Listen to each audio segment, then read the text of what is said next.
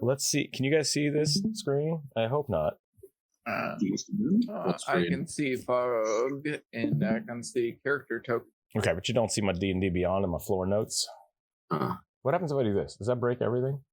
Yes. Ooh, yeah, that's weird. That's weird. I like it, but it's weird. We'll go back to this. I have a friend asking me to come to play League of Legends, but I really don't want to play League of Legends right there. Well, tell him you're playing D&D and have him come listen to the D&D game. He told me to quit it and come play League. Yeah, well, which is more important? And this is a legit question because friends are important. Do you want to go play League of Legends or do you want to play D&D? All right. I think you've made a good choice, but if you wanted to go, I would totally understand and not hold it against you. So that's fair. No, I don't want to go suffer in League of Legends. Oh, hey, Rook, I wanted to ask you a quick question about dice. You are okay with us using actual dice, right? I am, yeah. Okay. Now, my question was about that. For the D20, does it matter if I use a Magic the Gathering D20 or a Dungeons & Dragons D20? Yes, you are not allowed to use a spin down die. Okay, wanted to double check that. Because I'm pretty good at rolling high numbers with spin down dice. What is a spin down die? So if you buy a deck, a Magic the Gathering like pre-made deck, they come with a spin down die, which has the 20 on top, and then next to it is the 19, which next to that is the 18, the 17. So half of the die is the high numbers and half of the die is the low numbers. So you can get a pretty good chance of just spinning the die easily. Technically, it's unminimized. It's not. Bases. Yeah, it's not balanced well. No, it is not. That's why I was double checking. I don't have any with me right now, so I want to double check. That's a weird thing to ask. If I had one of those cheaty dice, could I use that? Is that okay? I don't have any, but if I had one, could I? Can I? Hey, I had to double check. Okay, the one I have, it's very pretty. I wanted to use it. Could I just not use a die and just say I roll a 1 every time? Only for the DM, right? Got to get my blank DM dice out. I have this. I rolled. It's just this 1 on everything. You're like, that's a 1. I do have I got a set of blank polyhedral die. And so every time people are getting uppity, I like pull those out just as a joke and roll them. Be like, yeah, let's see what happens. Let's see what happens. But no, welcome back everybody this is episode 3 of the Ashfont campaign. We have the blue team with us today. I would like the 3 of you, however you want to figure that out, that played last time, to give me a quick summation of what you remember happening, or at least maybe where you are in your campaign-ish zones. Let me grab my journal. Yeah, feel free to grab a journal. For right now, we're doing that. We are playing on proprietary Photoshop dungeon map instead of using Roll20. That might be something we adjust to in the future as well. Who remembers things happening? That's the real question. I remember things happening, but I also have notes. I almost never do. I mean, fair. Jonas was in World of Warcraft when we started this game. We are moving along. I play D&D to hit hard and get hit hard. All right, so starting my pilgrimage after I had bed down at the Drowned Maid, I woke up in a odd, darkened room that I did not start my rest in. And there was a couple of people, a wizard and a big-ass gnoll. And we were stripped of everything aside from the clothing on our back. We met with Seize the Rat Folk, who's a thief trader. Not traitor, trader. A thief trader? Yeah. Oh, there are some people who have brought us here, are making us take tests in order to become a royal knight or a guard of sorts. There are some people who have been forcefully put here, from what I've realized. And then there are some actual people who have worked their entire lives to come here and going to be destroyed by us, the random hobos who were brought into this place. Is that your interpretation or Gurna's interpretation? Gurna's no, that's mine. Gurna, destroy them all. Gurna is just like, for fuck's sake, not again. Is this not a new thing for Gurna? Do we know this yet? Being forcefully kidnapped and made them test their combat prowess? Mm-hmm. Probably not. Probably not the first step. All right. Okay. And how about... Do we know that douchebag's name? No, nobody asked. because I didn't have it written down. I was like, wait, that's kind of weird. Mhm. I meant I to, but I described forgot. him quite well, but I didn't catch his name apparently. There were actually 2 douchebags that two drows you encountered. So either one, no one has been asking names of. I'm not sure if you know each other's names, but we'll figure that out today. Oberon, did you have anything you wanted to add? Yes, I remember, at least from the last session, everything basically started off the same way. I remember we had to do a lot of jumping last session, obstacle course. I have a lot of notes. Distinctly remember wishing I had jump or levitate, but I didn't. Both would have been added some interesting dynamics to the last few games. So good. So we've got some rivalries going. We've got some limitations reached so far. We have not yet learned too much about the characters' backstories. We come to consciousness in this morning, as we'll call it. We're gonna do a little bit of a weird thing going on. Is it rare for gnolls to be 10 feet tall? I don't know. I think they go up to 9 feet. But that's with the medium rules, so I would say, sure. Sure. All right. I'm a big meaty gnoll. Delicious. What? Did I say something funny? Just the phrase "big meaty knoll," not something I thought I'd hear this morning. Trust me, I'm very strong, but I'm useless in every single other category. All right. So, anyways, you come back to consciousness in this room. The small blue glow from the center orb in the center of the room, giving a light glow. It seems to be slowly dimming as you kind of come to consciousness. The doors opposite each other, very much similar to the same like hard black wooden doors that you've run into before. The light comes up. You as usual kind of come to consciousness first. You see your party slowly kind of coming back to consciousness, opening their eyes, and where before you were used to seeing the large form of the gnoll and the kind of spindly human here, you now also see a third individual amongst the pile that is your friends, I would say, or your party. And with that, Aya, would you like to describe what they see? All right. Female human, short brown hair, blue eyes. Okay. As you kind of come to consciousness, the last thing you remember being that you were bedding down for the night at the Drunken Mermaid, I believe. Is that the right name? Drowned Mermaid? Drowned. There we go. Drunken Mermaid. Drowned That's a different Mermaid. thing. The Drowned Mermaid. You are now waking up in a large, fluffy area that you then realize is the side of a very large knoll. As that kind of shocks you to alertness, we are going to go ahead and have you roll your perception rolls real quick. So go ahead and roll for... I think we're just going to have you roll your stats now, since I'm not going to start you at level 0. And the way you're going to do that is roll 46 and re-roll ones, drop the lowest number. All right. I'm just going to be going strength, dexterity, and going down the list that way. Okay, sounds good. Go 4, 2, 3, 3. So it's going to be a 10 for strength. Okay. And the way we'll do this is just, put them down the line there, and then you can swap one of them for a different place. Oh, crap. Okay. That's amazing. We're going to have 3 6s for Constitution. Okay. So 18. Beefy. And we are going to have 14 for Intelligence. That's pretty good. We are going to have a 11 for Wisdom and a 12 for Charisma. Okay. Did you want to swap any of those out? I'll let you swap one of them for one of the other ones. Like to switch my Constitution and Intelligence, I think. Okay, go for it. And that's totally legit.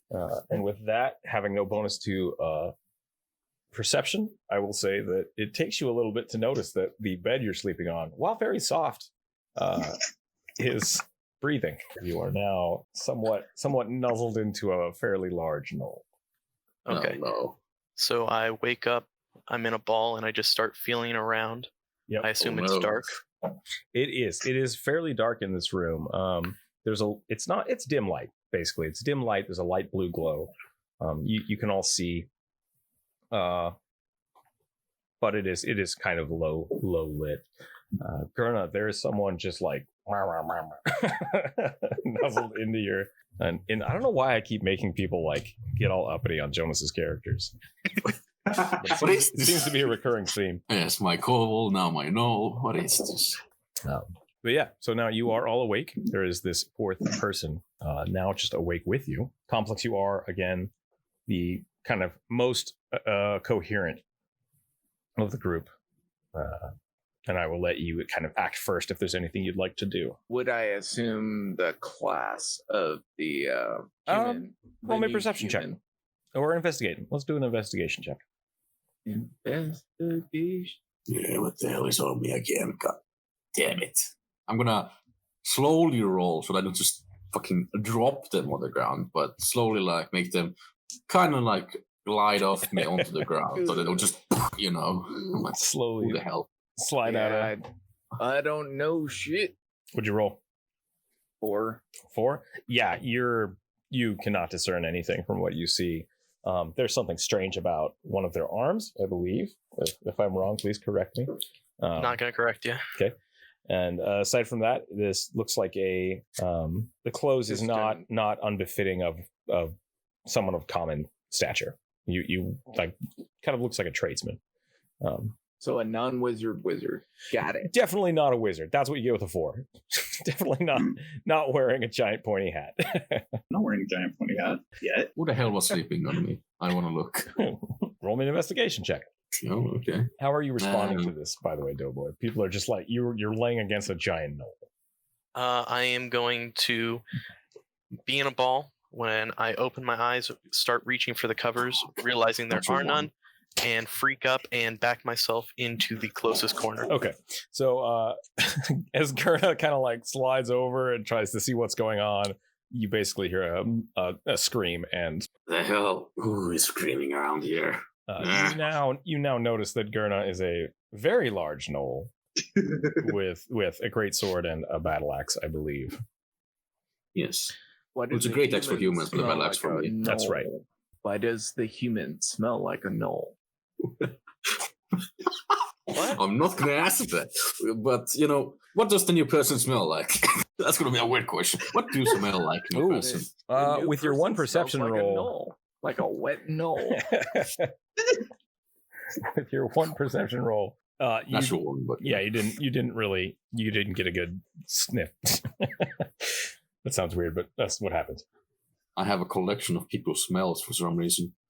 Actually, you should have a bonus to that, I think, right? What's your passive perception for scent? Passive perception. Do you have a scent bonus? I don't remember how we rolled that. No, I don't, but you're like, why not? You're a big-nosed knoll person. Why not? I would say this person smells somewhat sulfury. Sulfur? Yeah, a little bit of sulfur, a little bit of metal. Passive's 13. Investigation is 14 for some reason. 14. Yeah, I think that might be partially your smell, so I'm fine with that. So yeah, this smells very much like a fire, heat, metal. Those are the things that come to your mind. All right.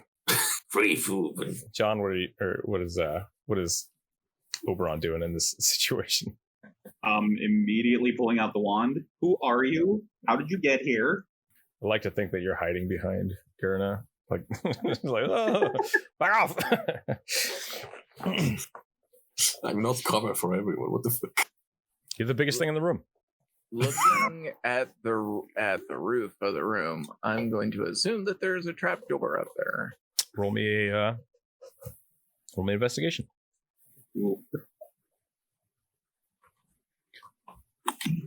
That's a 14. 14. You're fairly certain there's not. You're pretty sure there's another trapdoor. The only doors that you see are the one you came through and the one on the opposite side of the room. Also, with your 14, you don't seem to see any of like Cisa's little symbols either. Yep. The new human was definitely dropped from the sky. I can tell. Wow, I'm still drowsy as fuck. Wow. So what's going on? Why is everyone screaming? What's going on? You were a ball of fur on the floor and caught this non-wizard wizard. Oh, well, that explains the weird pain on my back, but you know. Gurna, with your passive perception, you smell cooking meat. Very faintly, you smell meat being cooked. I don't say anything about what are you doing right now? I am cowering in fear in the corner, staring directly at you. Oh, huh. Well, too bad. My plan is to stand up and walk closer to you. I try to scoot back closer to the corner. There is nowhere to scoot. Please You don't new eat them. person. I, Yes, no. I get very close to it. I like lean down. as he does that, I am going to use my right arm to cover my face Okay, to reveal my prosthetic. sure. Oh, Do you want to give that a little bit of a description? A twisted metal arm looking to be controlled by magic, with no mechanical parts or pieces. Just clean. metal. Does the person have a symbol on their hand? Yes. Roll me an investigate. Or are you asking? Oh no, I'm not asking. I'm just gonna. Oh. I'm like looking down on them. What are you? Sure. That's so bad. 13. 13. That's enough. The metal hand does not have a symbol on it.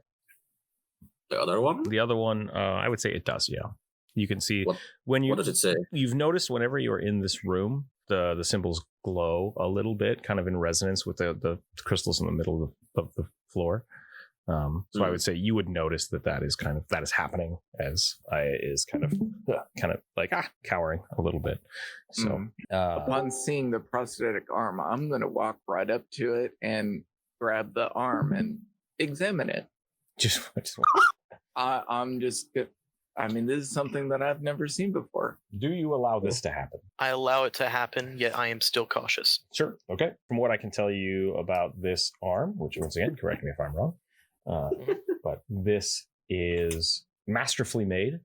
It does not appear to be a regular prosthetic. This would be very much a custom piece. And there is some form of living magic that is animating it. So it's not something that like is unheard of. It's that you've seen like, you've heard stories about people kind of using magic to animate their prosthetics, but it's not something you would see normally. This is a unique thing for you to witness yourself. Very interesting. Does this come off? Are you Am I to asking answer or that? testing? I'm asking as I'm twisting it around, looking to see if it detaches. No, Who are you? Pity. I am Aya. I don't know why I'm here. I don't know where I am. I simply woke up to a fluffy bed. And now I'm in a corner. Fluffy bed. Huh? I look around. Is there a fluffy bed anywhere? Roll me an intelligence check. Okay. I think you're pretty smart, aren't you? Well, 14 It's a intelligence, but pretty plus 2. small. Plus, yeah. You're able to discern that that's probably what gave you that crick in your back. I'm not a bed, but sure. Well, I'm assuming you're another one of those unwilling contestants to join this test of ours. Contestant? Contestant for Yes. what? I don't know. A test? Test of her design, apparently. if memory serves correctly, you have been graciously chosen to join the Queen's Royal Guard. Whether you'd like Against to or your not. will, most likely. Okay. I've never heard of this queen. Yeah, neither any of us. That's all right. The one Actually, who said that roll me. was not the queen. Based on your backstory, you cut take knowledge history. I believe I did. Go ahead and roll me knowledge Proficient history. in history. Oh, I do have history as well. I think we've rolled this for you before.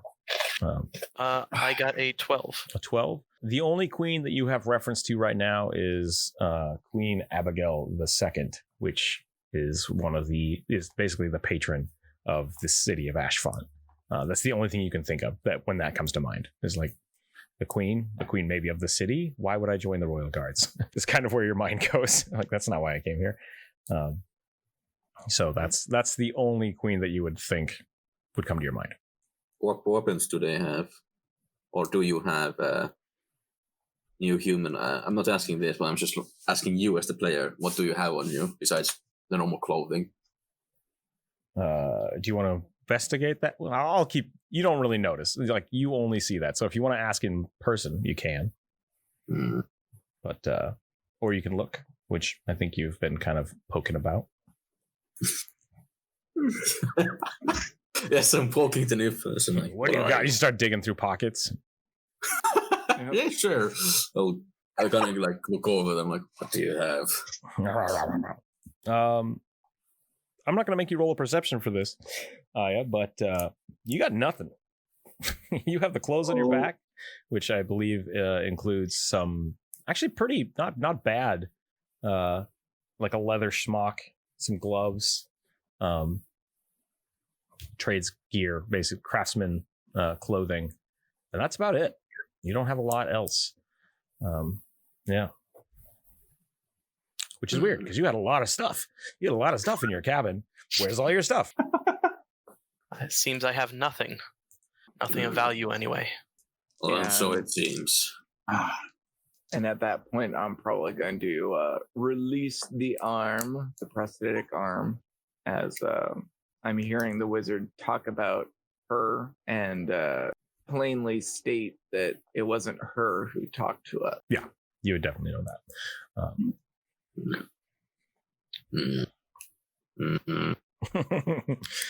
So you sit alone in a room with each other.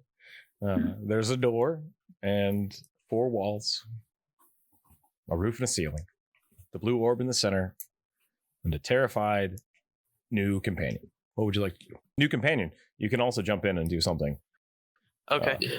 dire. I would like to try to figure out who everybody in the room is. Brief introductions.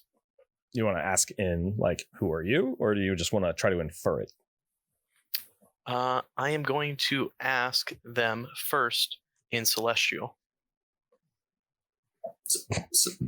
I'm just going to tilt my head. I don't know if anybody speaks Celestial. I do not. Yeah. The hell is she saying? Can't understand her at all. No idea. Yep. I will then try again asking in Dwarvish. Oh, I got that one. Would you choose to respond? Yes. Okay. I'm Oberon Grimm, recent graduate of an arcane college and unwilling participant in this awful place. Hmm. I'm sad nobody's made a Hunger Game reference yet. I haven't seen. Actually, I have. I watched it for an essay. Don't worry about it. All right, and then I will ask the other 2 in the room the same question in common. And I will answer in primordial.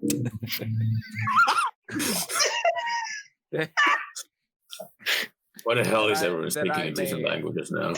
I'm a monk of the sanctuary of Jinwuhan.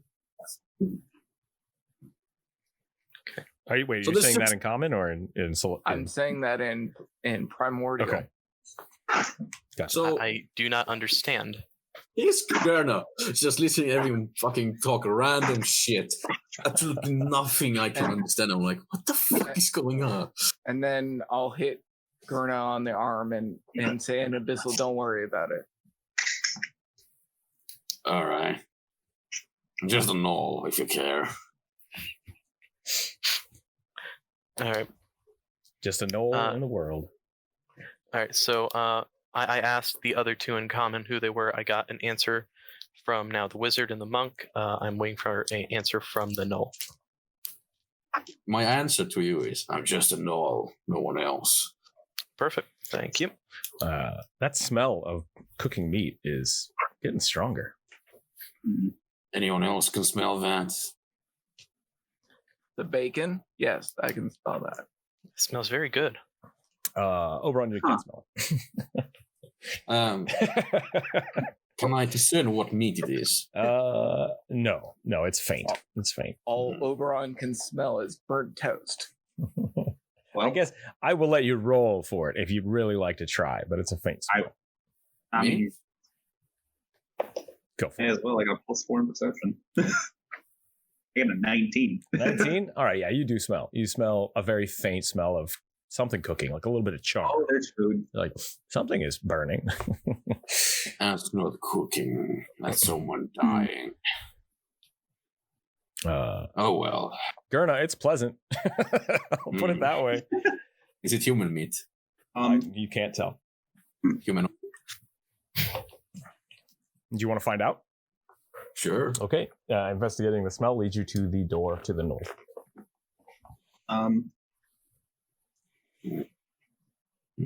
This You there with the metal arm. There you go. Yes? What did you say your name was again? Aya. Aya. What did you use to defend yourself before this? Before this, I had my axes. Mm-hmm. Before need an that, I axe. had my sword and my shield.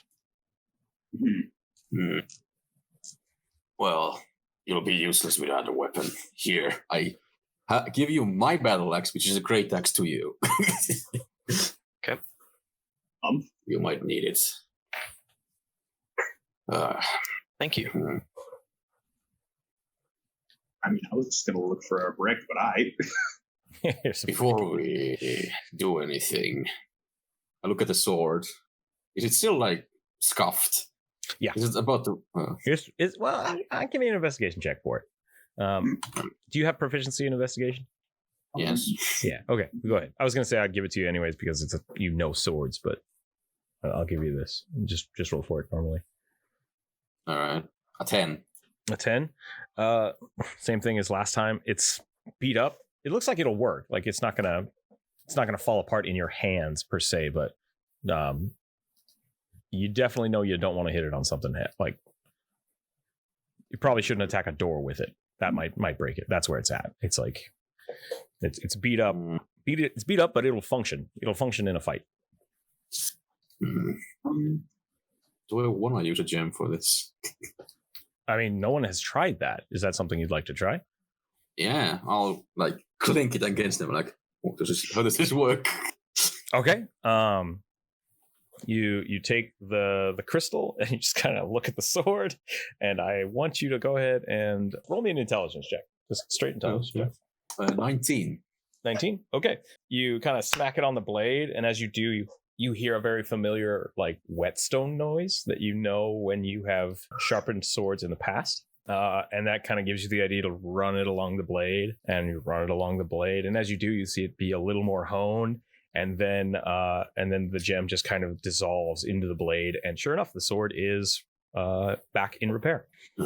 And all of you see this happen quite magically with very quick, like 3 or 4 strokes, and the sword is now looking like it's brand new. It still does have some wear. But it looks like it's been well cared for as well. So this now looks like a very well kept soldier's weapon. It looks well used but very well taken care of. By the way, how scared is what was her name again? The new human? Aya. Aya? How scared do you look when I just pull out a massive greatsword and just start sharpening it in front of you? Terrified.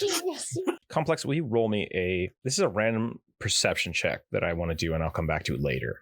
So just go ahead and roll that for me. A 7. A 7. Okay, cool. We're good to go. Noted. Noted. So all 3 of you saw this happen. Aya, go ahead and roll me an investigation if you were watching this. It's gonna pretty 18. easy. 18. That was basically a mending spell that just happened in front of your face. I'm going to ask, how did you do that? And what is that crystal? I don't know. They give us these after we complete the challenges as a reward. Do you have more of them? Yes. Interesting. Here. As a gift for the newcomer, I'll give you 1. And I take my massive paw, put it in my pouch, and pull out 1 of them and give it to you. Let's do a quick recap. How many does everybody have? I have 1. I have 7. Yes. Wow. I now have 1. Wait, How many do you have? it's either I have 7 or 7 for the entire party. I think you had 7 I'm for not the sure. entire party, is what I think Yeah. it was. I believe that is correct. Okay. So it would have been 3 for Gurna, 2 for me, and 2 for the wizard, I believe. That sounds right. I think did you use 1 to recharge the wand? Oh, or? the wizard did. So no, the wizard would maybe still not. have 2, even using 1 of them. Because oh no, it would have been 2 for Gurna before because you gave 1 to the rat. The rat. Well, you got 6 now. Let's say you got 6 now. However you want to divide those up. This 1 was just used. Okay. I forgot your name again. God damn it. I something. It's I Aya. something. AYA. Yeah. I wrote it down as Ia now, so What? it's a human who smells like sulfur, and your sorry. name is Ia. I don't get to make fun of people's names. It's the other way around.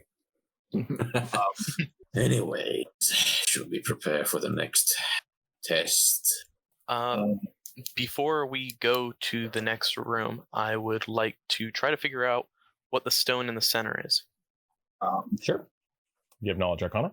Let me double check. I believe I might not. Are you proficient in Arcana? I'm trying to use D&D Beyond, and I don't know how, so give me a second. Yeah, no problem. Let's take a look at it. I am proficient in Arcana, History, and Insight.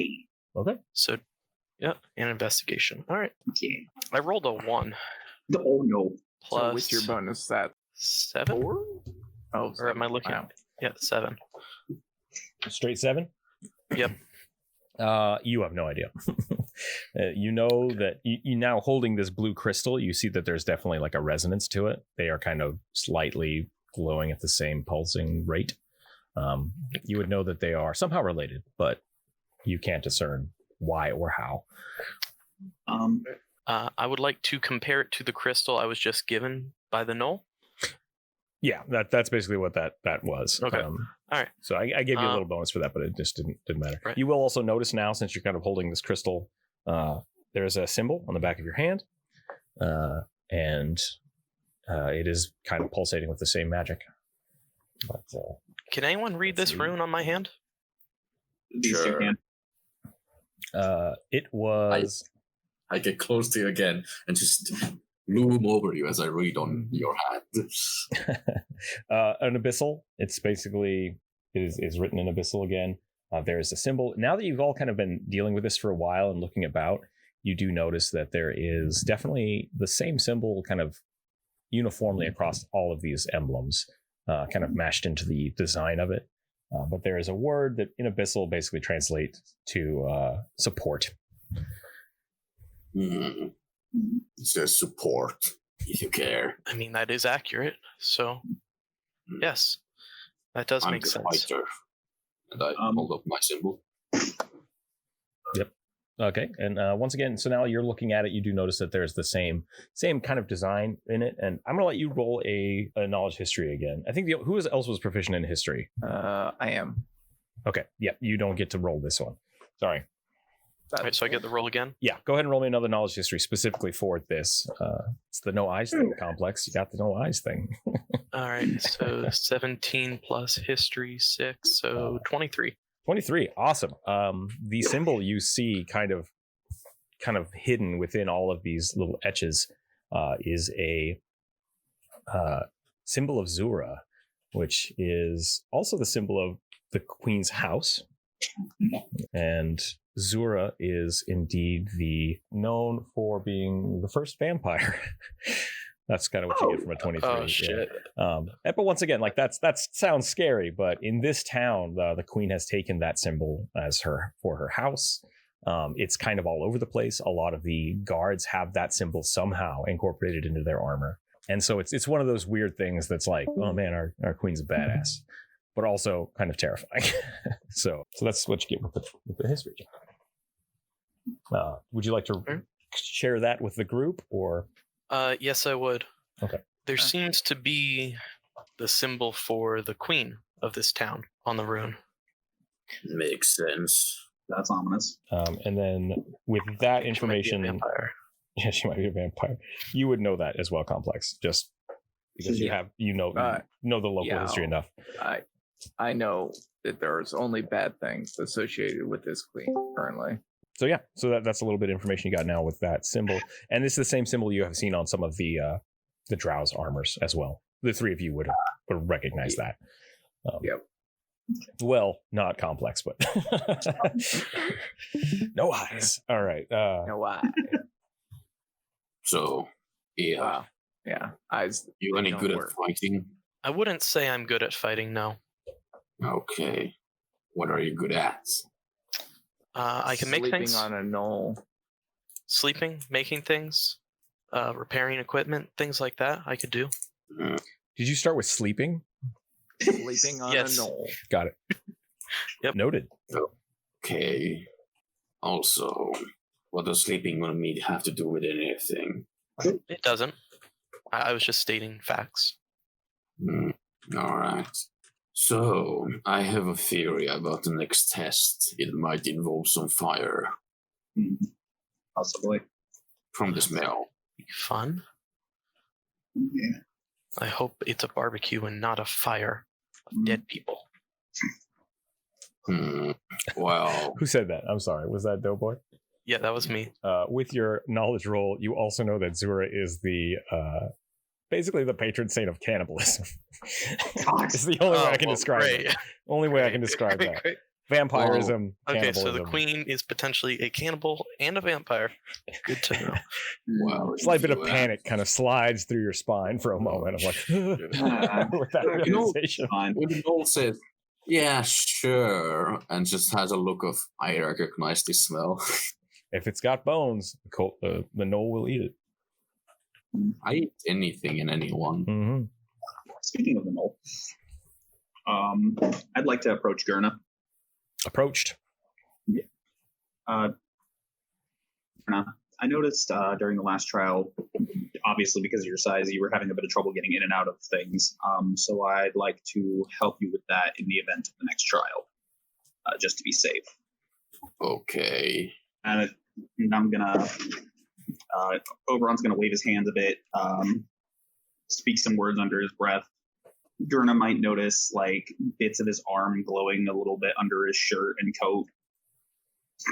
And I'm gonna cast Gift of Alacrity on Gurna. What is that? For the next 8 hours, you can add 1d8 to your initiative rolls. Oh. Okay. Fancy. Super cool. Oh. Ooh, is that the Okay. first? Is that the first level 2?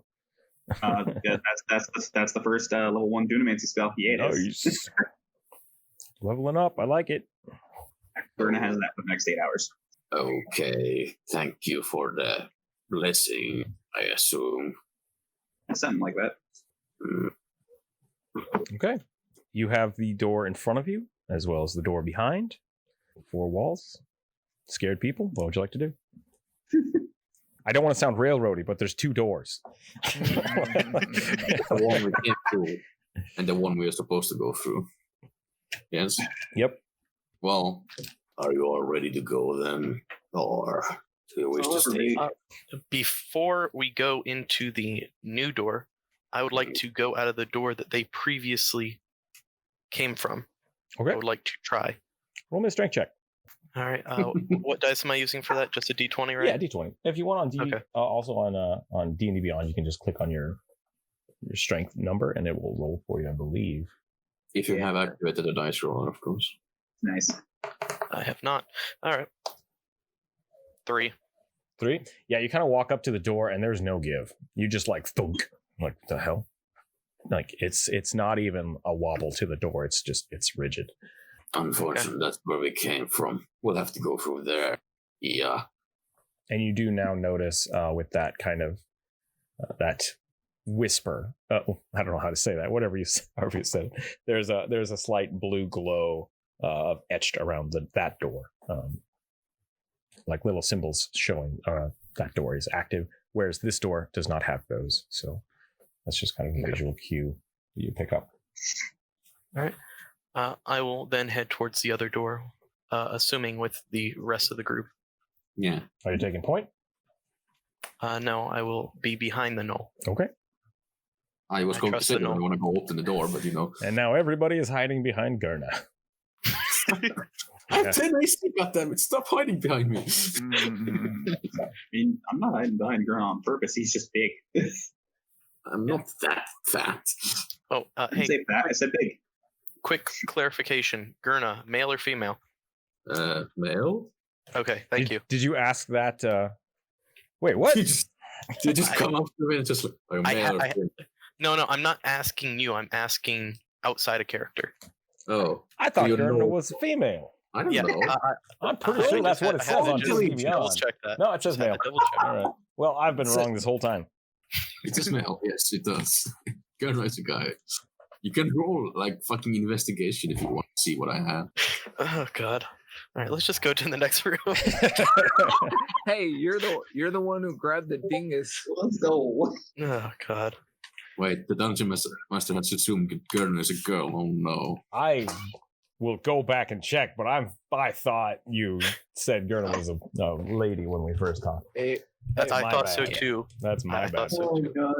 Maybe it's my bad because I hadn't decided back then, but I was like, I'm a guy. Very possible. Oh, okay. What does your character sheet say? The character sheet says male, but I think you told everybody else Gurna was a female, which, in game, that's fine too.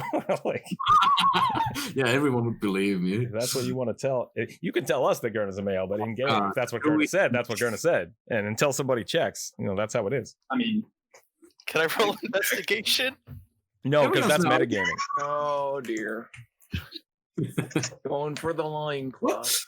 Everyone's God. not talking about this. This is way too weird. All right. I don't Once again, let's it doesn't get really to matter. the door. Let's get to It the doesn't door. really matter. yes, please. I opened the door, goddammit. Made this too awkward. I'm sorry. Everyone starts talking about Gurna's bits, and then Gurna just walks out. So- An I adequate response. I leave. You walk to the door. The door opens easily, much like the other doors you've come to that are lit. As you do, you see the runes flash for a second and go out, much like they have in the past. And the smell of cooking meat just kind of wafts into the room as you do so, along with a bit of a warm rush of air, whereas most of this place has been cold and damp, or cold and dry, and even with the chasms from the previous rooms, there was some airflow kind of shooting through, putting a little bit of a cold snap in your bones. This door opens with a very nice warmth. And that smell of cooking meat and well-seasoned meat, it actually smells. There's a little bit of moisture to the air. It feels it's warm and somewhat inviting. And as we go over here, the room is probably one of the most well-lit rooms you have been in that you have seen. You hear the sound of combat as immediately as you open the door. Boy. And let me go ahead and Combat. I assume is everyone going to go in with the sound of combat or hide? What is the choice here? Gurna, you are actually in the doorway, so I'm going to push you I up just here. walked out, I'm like, oh, what's going on here, guys? What's everybody else doing? You I am do going hear- to- Grunting and the clanging of metal. I'm following the tank. I'm squishy. Yeah, I am going to do so as well. The tang? What? You're, You're Oh! a tanky boy What? or girl. HP. Jonas, did you switch characters since the last time we played? Why is everyone arguing about this? This is not important, or is it? All right. About how far would those people training or fighting be?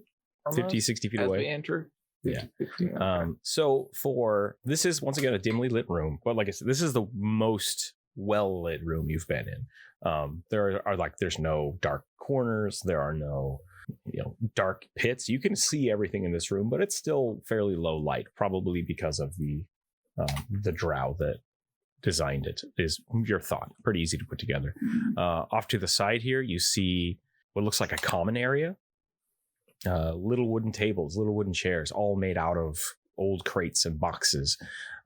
There are two large doorways, stone doorways, archways here that are blocked off with just like black living stone. To your left here, you see two drow sitting on a stone circle, watching as two other drows are now, looks like they are fighting with boot knives, and just sparring and throwing each other in this large sand pit.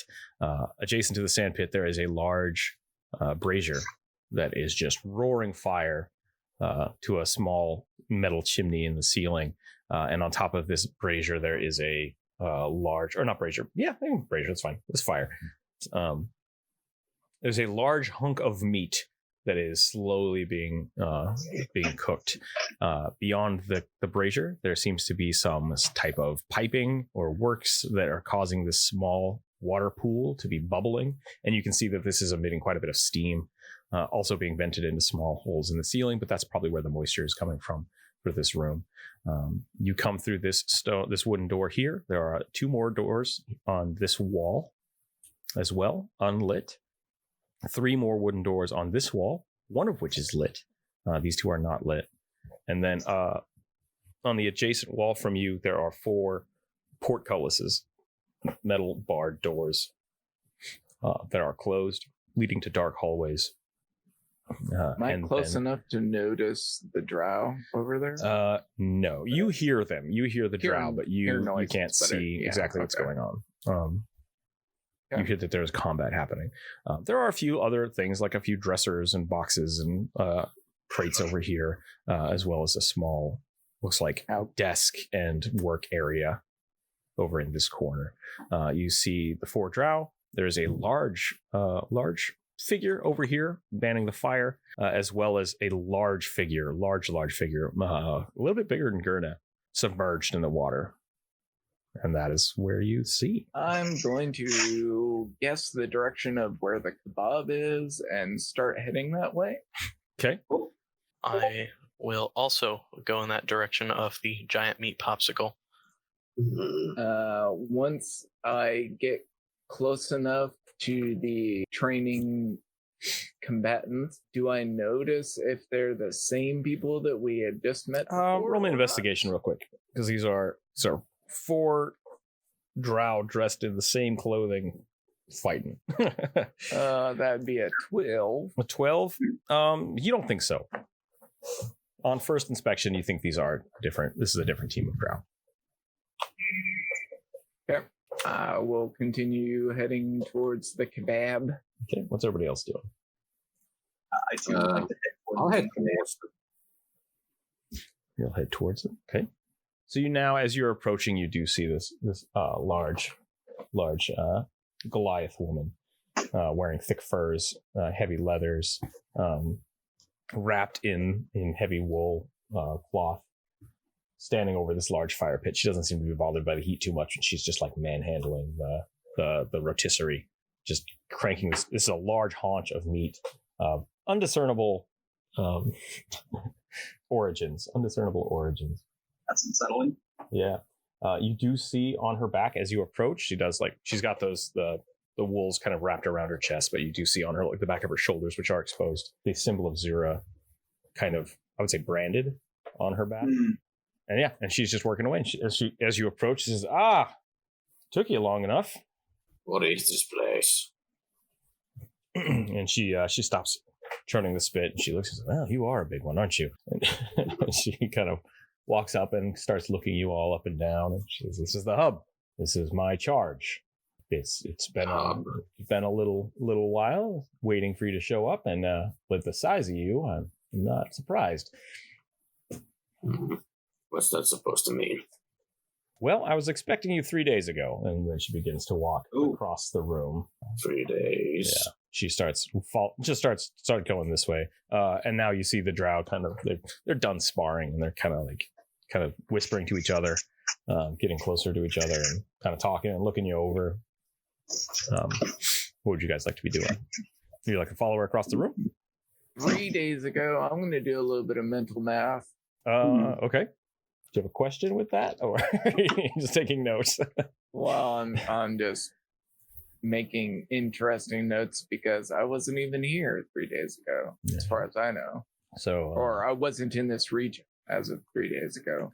So if anybody stops her or goes with her, she just continues to meander over to the. I'm confused.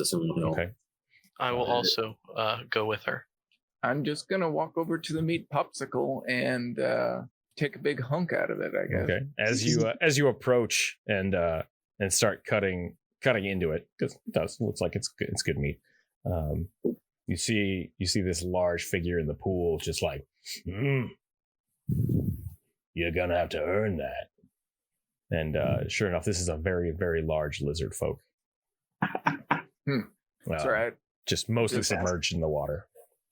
Just continue cutting a strip off and then hold on to it. Sure. I'm a follow Gurna. He looks at you and he lets out like a low burbling chuckle, and then just slowly like dips into the water, slowly like lowers below the water surface. Can I discern what kind of meat this is? Are you gonna eat it? Oh no. Not yet. Not yet. Roll me investigate. I'm going to smell. Yeah, medicine check. Investigate it. Medicine check. Yeah. Got it. That's a 21. 21. All right. That's pretty good, actually. This is some kind of large reptilian meat. I'll take a bite out of it. Sure. Pretty good. Seasoned well. And then cut an extra chunk off and start heading back towards where Gurna is. Sure. As you take the second piece, it's kind of hot in your hands, but you're like, that's fine, whatever. All of a sudden, right behind you, you hear a little bit of a whoosh of the water, and you just in a very, very low, gruff voice whisper to you, "We'll say you owe me one," real quietly, as the lizard folk is just pops right out of the water, and you're pretty sure with his size, he could have easily just snatched you into the pool. So it's all right. I will continue and walk towards Gurna. Sure. Not even a misstep. He lets you go, and he just kind of settles back into the pool, chuckling to himself as he just kind of like leans back into the water. Only the top of his head kind of showing through the water. What is the Goliath person What is the Goliath person? doing? Sorry. That's all right. What are you two doing, by the way? I'll get to. I was following the knoll. It was also like all the Gurna. The Gurna. The Gurna. That's my subspecies. The Gurna. Okay. Oh yeah. Do I notice anything weird happening with the tattoo on our hand? Nope. Seems to be fine. Okay. Follow the Goliath over as she walks over. And now that you're looking at this looks like part merchant shop, part workbench. This looks like a large wooden table set up in this corner. And with that, there's also a few boxes of, you see like food spices, a few boxes of little odds and ends, little pieces of armor, little pieces of leather. And then beyond that, there's a large screen, like a cloth screen that she walks behind. And she comes back out holding a small black box. And on the top of it, it's a little tiny coffer. And she says, "This was your reward. As I said, I was expecting you a few days ago, but here it is. It was delivered, and there's also," and she like there's a Before you do anything, I have a question. She stops and she says, "Well, that's why I'm here." What do you mean you were expecting us? And she kind of stops and looks around. She's like, "There's only so many ways to go. Everybody has to come through the hub eventually." And this was delivered. This was your reward for the last trial. And she then sets it down on the counter in front of you. It's a small black coffer. It's like a box about maybe a foot by half a foot. Not too large. And then on top of it is a parchment sealed once again with the symbol of Zura. And then in Abyssal Noir is written on the letter. So she hands it to you. She says, "Everybody has to come through the hub. Like I said, I was expecting you a few days ago. It took you a little longer to get here. Don't know what you've been doing for the last few days. I honestly don't really care. Here's what is yours. And if you need anything, please let me know." And at this point, she kind of sees you walking over with meat and then immediately like looks over at the lizard folk, like almost in a panic. You guys catch this. You don't catch this. And then has a moment of like relief. And she's like, "Okay, all right, great. I'd better attend to things unless you have any more questions." And then she begins to walk away from her stand. I'm going to ask what wares she has. Wares? She stops and she says, Items for sale, trade. Yes. She's like, maybe I don't. If you'd like to do some trading, I can definitely I can show you some things, but I mean, I'm not a shop. And she like kind of opens her arms up, and sure enough, there's little bits and bobs about, but she doesn't have a lot of things. Like there's no displays or anything. What is the note that she gave me? It's a sealed envelope, basically. You want to investigate that a little further? You want to open it? Yeah, I'll flick my thumb and open it and like pull the envelope out. She kind of read it. she kind of looks you over. She's like, I do have some things if you'd like to look at those, but it's not a lot. And she kind of stops and turns around and kind of goes back behind the curtain. Gurna, you open this note, and written in Abyssal. It's you can read Abyssal, correct? Yes. Yeah, in a very, very fancy hand scrawling. It says, "Don't be taunted into haste. I have high hopes for you yet."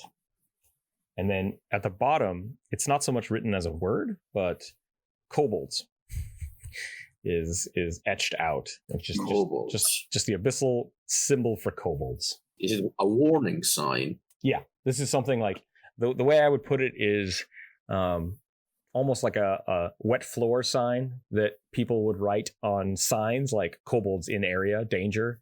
That's basically like stamped on the bottom of the page.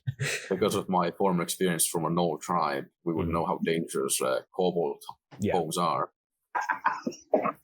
So, don't be taunted into haste. I have high hopes for you yet. And then that. And then on the other side is the seal, the symbol of Zura, and then Noirs. Is this a thing supposed to be a volunteer thing? Are you asking this too? Yeah. She kind of sighs as she comes back out, and sure enough, she does in her possession now. She is holding 2 scrolls, a short sword, basically 2 javelins is what she has.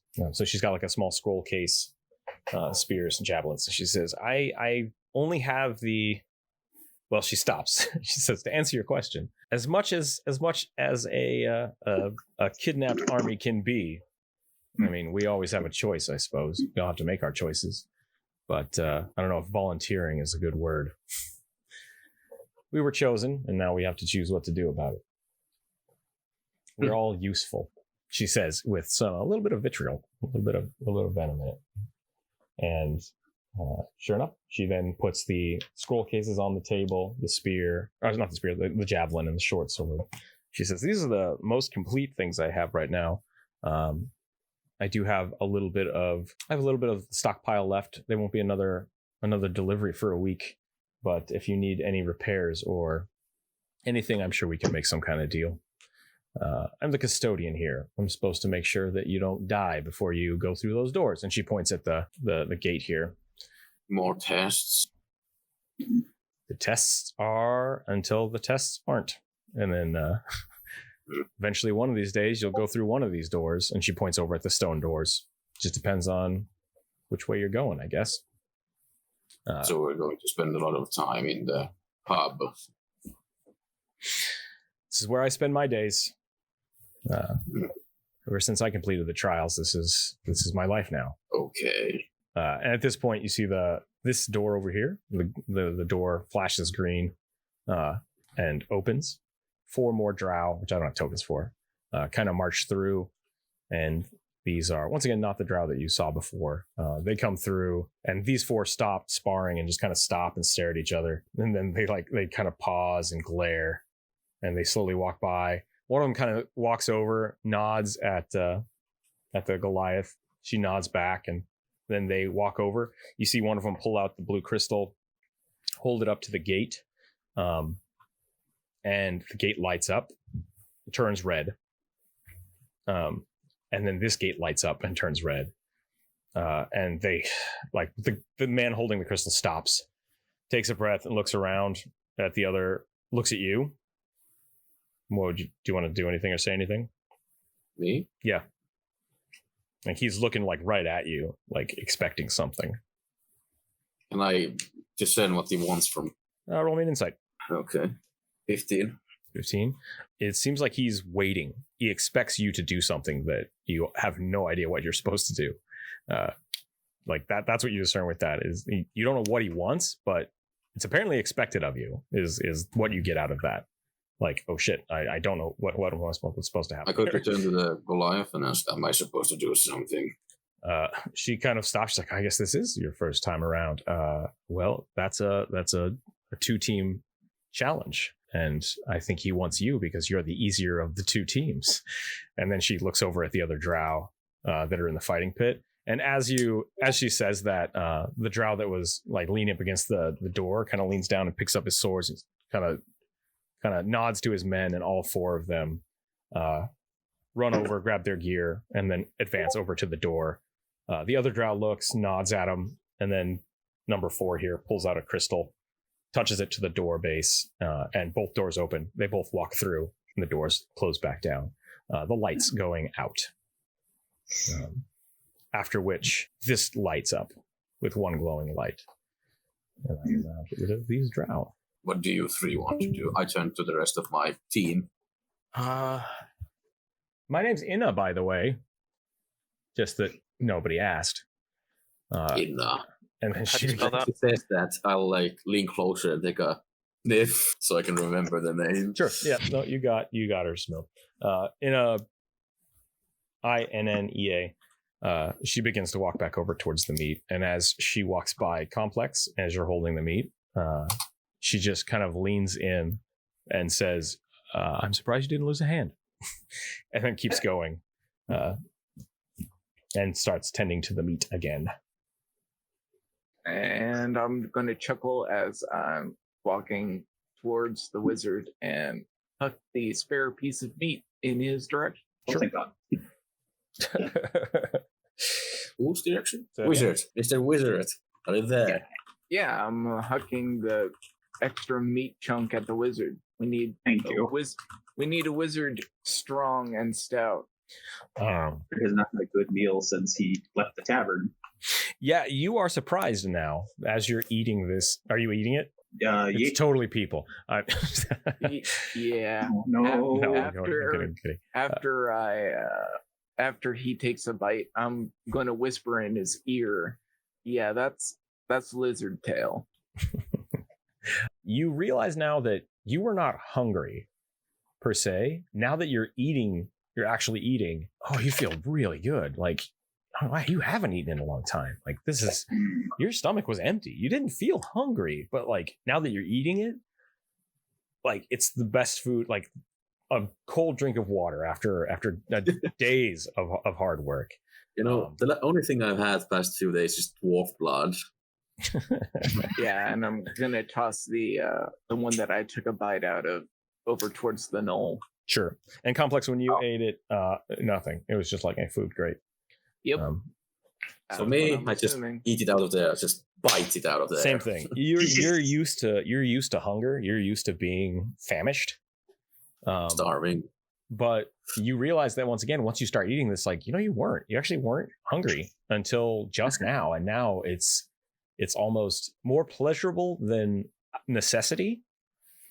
Like eating, like, oh, it feels really good to be eating. And like, oh, I can feel the energy coursing through me, but I wasn't hungry a second ago. So I don't know.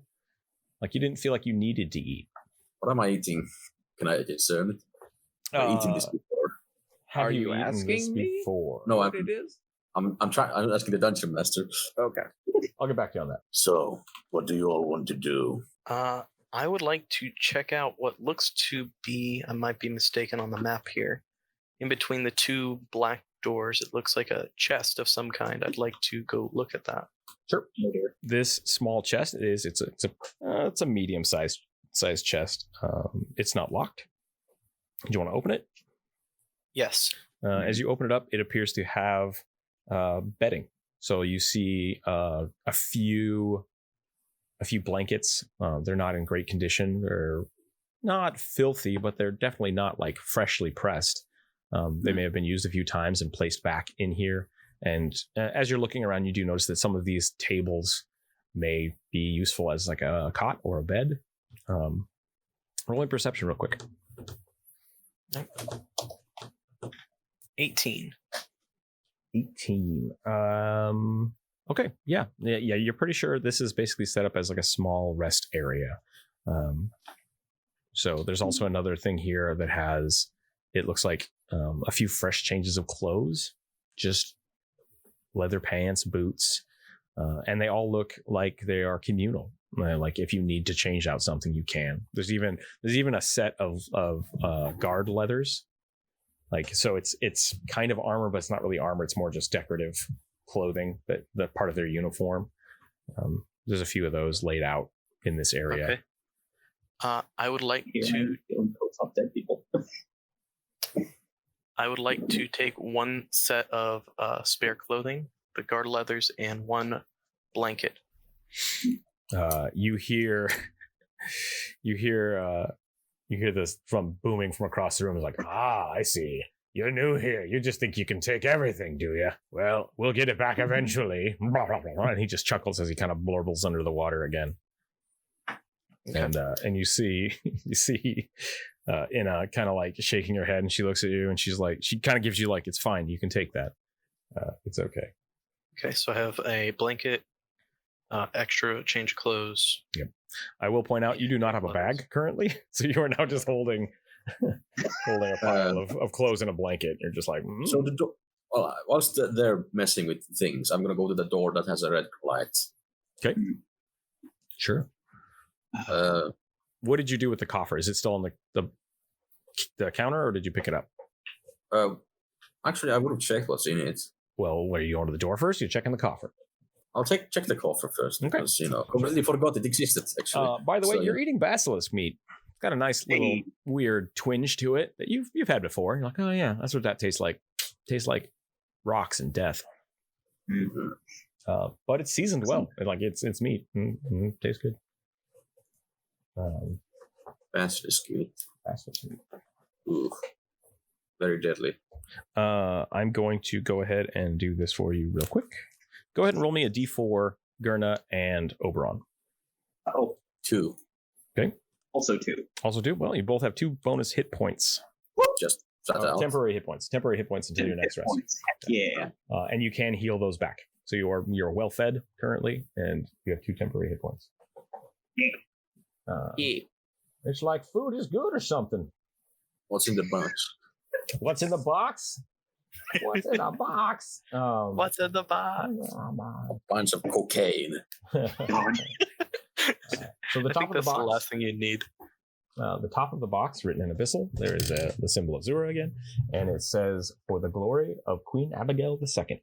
That's just inscribed on the top of the box. It contains 8 crystals. How many? 8. 8? Jeez. A small leather pouch. I'll take 2 of them. Okay. A very small leather pouch. A slightly larger leather pouch. And gold symbol of Zura. So it's a small medallion-sized chunk of gold with the symbol pressed into it. And that is all. Do you all remember which door you went in last time? Yes, Which door did you go in? Laurie. Yeah. You would remember that it's the same abyssal word. I guess you wouldn't be able to see it, but What's in the big bag? the big bag, you open it up, Yes. you explode and die. Amazing. No, it is about 20 platinum pieces. Yeah. Money doesn't mean anything here. What's this for? You got 20 platinum pieces. I'll throw it to the wizard. You can spare. you can split that with the rest. What's in the smaller bag? I'm gonna look in the bag and just well. There are 5 small diamonds in this bag. No.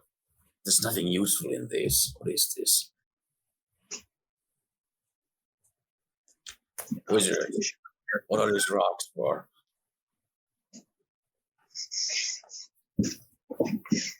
And as they're examining the bags, I'm going to be walking up to Ina and probably grab the prosthetic arm and start dragging her to the training pit. Wait. Where are we going? do you allow yourself to be dragged? Yeah, just kind of like limp, just being dragged behind. Just like, Oh, wait, no. no. Inna comes back, by the way. She kind of pulls the meat over and throws it into the pit. And as soon as it splashes down in the water, you see the lizard folk's head go down and just start destroying this leg. Jesus. And she walks back towards you all. She doesn't pay too much mind to you two. She kind of comes back and leans against the wall, just kind of sees what's going on. She says, "Well, I can. Did any of this? Do you want these? And I guess she walked off. Okay, great. Well, whatever. I'm still here, I suppose. And she starts. She picks up like a really old sword. It looks like it might have been broken. She starts polishing it. What are these rocks for? And I show the diamonds. She looks at you and she's like, well, I know they can be used for some spell casting. I mean, I think they're just pretty. I don't know. Wizard, you can have this. I don't know spells. They're of no use to me here. I'm just gonna slowly lean Okay, yeah, you have the 2 pouches. Ina basically like looks at you and she says, down here, I mean, those are probably worth quite a bit if you can get to the surface, and some of the drow might trade you for them. But as for me, the only thing that matters here is food and crystals.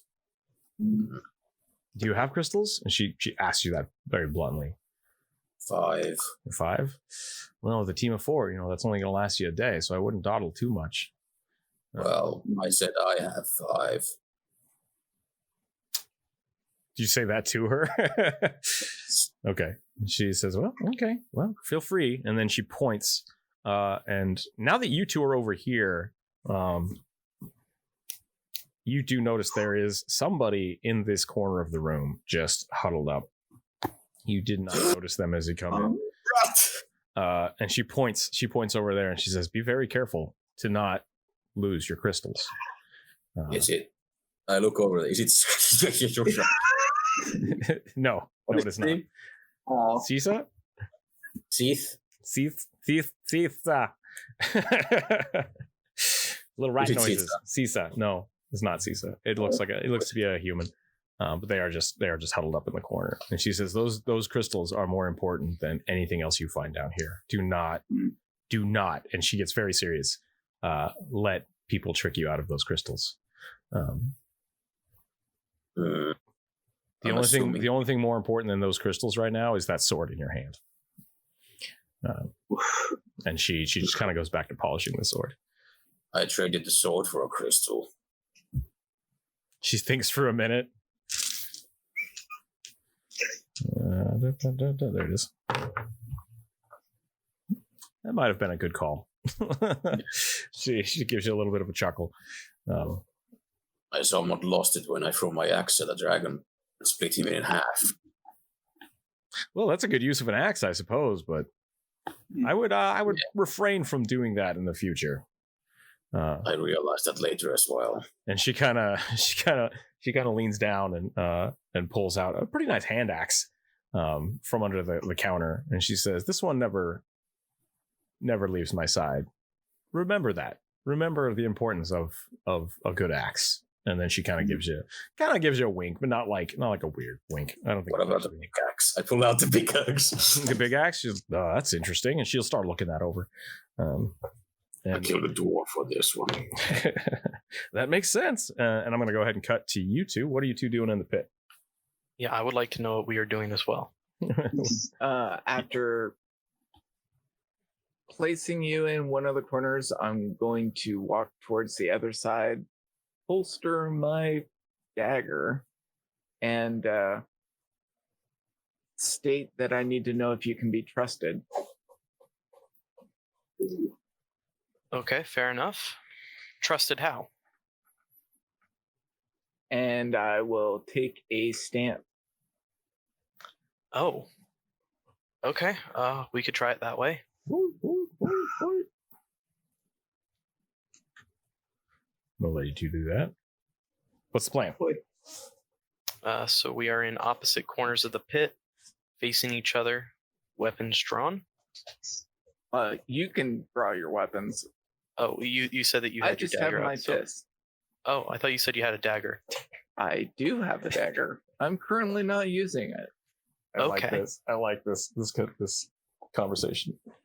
Okay. I am going to take the axe that I was given by the gnoll, place it on the edge of the pit, as well as the blanket and other things I had in my hand, and have my fist ready and staring at him. That was a great axe, correct? Yeah, that's something I also wanted to check. Was it a great axe or?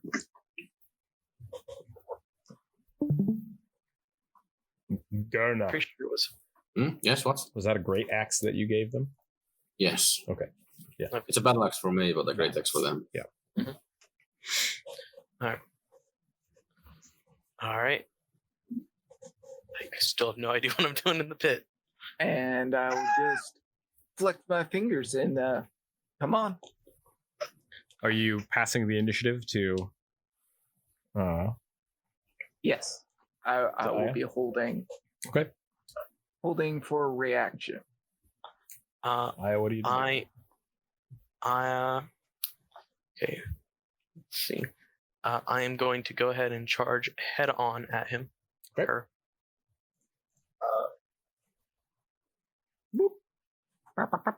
That's a movement. Gonna attack. I am going to take my right arm and swing. Okay. Roll me a regular attack. That's a D8, right? Roll a d20 first. Oh, sorry. No, you're good. So you're gonna on D&D Beyond. You should have an attack. This is going to be an unarmed strike currently, so you should have a. Let me just actually look at your character sheet. Let's do that. Why not? Why not do that? Should have a hit and DC button, and right next to it a damage button. I am looking for that. I am looking on an iPad to do this. Yep, That's fine. Give me a second. So on the right, there should be actions. You should have attack and and then whatever. If you did equip the great axe. no, I do not have the great axe. Right. So you should see that, and then right below it'll say unarmed strike. Looks like you have a +2. So go ahead and roll a d20 and add 2 to it. All right. 12. 12. Is that it? Your armor? Negative. Okay, yeah. So your metal fist just comes swinging in, and I'm gonna say you just kind of block it with your abs. That was your turn, I believe, unless you want to do something else.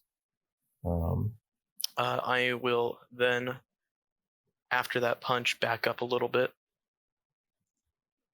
Okay. It is actually you're okay. You're just gonna back up. Got it. 5 foot step back. Are you gonna take a punch? Oberon? You can get an attack of opportunity if you want. Yeah, I'll take an attack of opportunity. Sure, go for it. So because you left a threatened square, Oberon's gonna, or not Oberon, Complex is gonna take a shot at you. And that's a 12. Does that hit your armor? Your armor's 11, so yes, that does hit Ina. Okay, and I will be doing not physical damage, but like stunning damage or whatever. Psychic damage. No, not psychic damage. Not yet. So you purposely want to do non-lethal damage. Correct. Okay. So that's 5. 5? Okay. Can you add non-lethal damage in D&D Beyond? I'm looking for where I could even add damage, and I don't see that. Up in the top right, think so. you have damage and health. Oh, there's my hit points. My finger was covering the screen. I'm going to say you two, since you're not trying to kill each other, which sounds like Complex, you're not trying to kill. No. Okay. I am not either. right now. Okay, I was going to say, you have the total opportunity to actually try to kill Complex right now. It's totally fine. So we're just going to take 5 damage, and I will keep track of that. So you took a good blow to the gut there that you kind of weren't expecting. Yep. And it is Complex. I'm going to let you go ahead and take a turn. And I'm just going to continue and sit here and just going to wait. Say in common again. Okay. I guess it is your turn. Are you preparing an action, or are you going to just wait? I'm just waiting. Okay. I'm gonna see if I could do anything unique. Hold on. Not really. Give me a second. The other two, No hear problem. 2 people step into the sand. You hear the sound of an axe being set on the ground, and then you hear, "Come on!" Sure enough, you see people sparring. Ina does not seem to be bothered. She is kind of looking over this pick. this is pretty wonderful. Did you want to trade it? Or this is a fine weapon. I'm considering it. If you have armor. I don't have any armor currently. She starts looking around. She says, I might be able to scrap something together, but the only armor I usually see is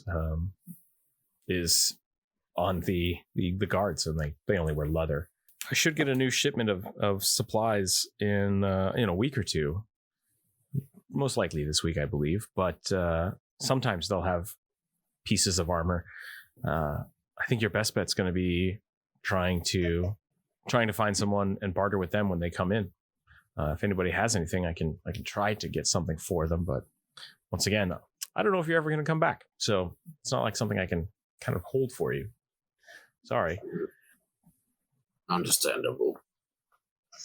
What are the doors? And she looks over and says, "The challenge. That's complete enough of those, and if someone deems you worthy, up you go." And then back to Aya. What are you planning? I'm going to go ahead and make another swing. Okay. Now, could I ask a quick question? What is his stance? What is your stance? I don't have any special stance right now. I'm just standing. Cocky. Well, I mean, standing at attention. I don't have any stance that gives me any bonuses, if that's what you are looking for. I am going to come at him again, swinging with my left arm this time, and as I do so, slide in between his legs, or her legs. Is your intent to actually make the attack, or you just want to get behind her? Just to get behind her. Okay. Roll me an acrobatics. All right. Get to that. That's a d20 as well. 17 plus, what do I get for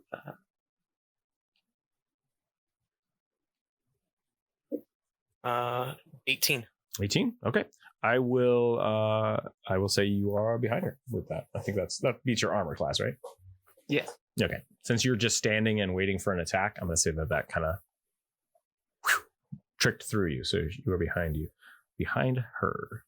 All right. And I would then like to... She is behind you. There we go. Yeah. I would like to take my knee up into her back, grabbing both of her arms and putting my full weight down on her. Okay. You're going to try to do a grapple. Go ahead and do contested athletics. Okay. I will give you advantage because you snuck through pretty good. So that is going to be a 20. Athletics or acrobatics? Ooh, that's interesting. Would your intent be to just not be grappled or to contest the grapple? Does that make sense? You want to be dodgy, or do you want to? It would be dodgy. Yeah. Dodgy, because if you want to do it the other way, I will let you start your turn grappled on your thing, because this is kind of a weird deal. So it would be dodgy. Okay. Yeah. Go ahead and go acrobatics then. Try to be a 20. That'd be a 6. No, you got her. Okay, you're in charge of a grapple. All right. That is your turn though. You did two actions there, so that's fine. Complex, you are grappled. What would you like to do? I'm going to look over my shoulder and ask a question. What benefit does this do? And then Buy my dinner first. Kind of, I guess, try to get out of the grapple then. Okay. Yeah, your options are to break the grapple, control the grapple, or you can do an attack. I will allow I would probably try to control the grapple, actually. Okay, so then that's going to be contested strength, athletics, contested athletics. Contested athletics. That'd be a 4. Okay. You better roll good. What do you got, Aya? Oh, crap. Dice fell off the table. Keep your dice on the table, damn it. Keep your dice on the table. I have a small table to work with here, all right? 10. 10. Okay, yeah, you maintain the Good. grapple. You maintain the grapple. Alrighty. That's it. So for your turn, Complex, you're up. What would you like to do? I would like to respond back to his question as he was trying to break free from the grapple. That there is no advantage to this. Simply, I would like to talk rather than fight. And this was the best way to do so. Okay. On your turn, you're just going to maintain the grapple then? Yeah. And I will end my turn. Okay. Complex, you're up. Talk without a question is very interesting, and I will contest the grapple again. Okay. Just Try to control the grapple. Okay. I forgot to have you roll for. Actually, how does that work, man? Pathfinder is really complicated with grappling. Whatever you want to do. Let's just do another contested one. That's fine. This is kind of a weird combat anyway, so it's yeah. So what is it? The rolling in the sand. So basically, contested athletics or athletics. Hey, if you want to control the grapple, or do you want to like? Yeah. Yep, I that's want fine. to control the grapple. Okay. So that's a 9. Okay. 9. So when I turn my head around, I just see them rolling around. in the sand. Just grabbing each other, throwing each other around in the sand. And at this point, you also notice that like the lizard is also just kind of like watching, just munching on a bone. This is the first time I want the lizards. So, do I see the lizard seeing us or no? No, you are facing the wrong way. But I do need you to make a athletic check. All right. That is going to be a 3. A 3? Okay. Actually, Yep. so you now Complex kind of like shifts around, and you are now in control of the grapple. Can I respond to that in any way? On your turn, you can. So, Complex, that was your action. You are now in control of the grapple. What would you like to do? It's all your movement. You can let go. You can pull them about. Or you can talk. Doesn't matter. But you're in control of the grapple now. I'd like to pose the question to the non-question of what good is conversation without question, and then try to body slam. This won't be an attack because it's basically just your movement. So what you're doing is you're forcefully shoving 5 feet. Yeah. So, okay. So go ahead and I'm going to let you do that. Aya, go ahead and roll me an acrobatics check just to see whether or not you are thrown prone. Okay. Because you're basically just 19.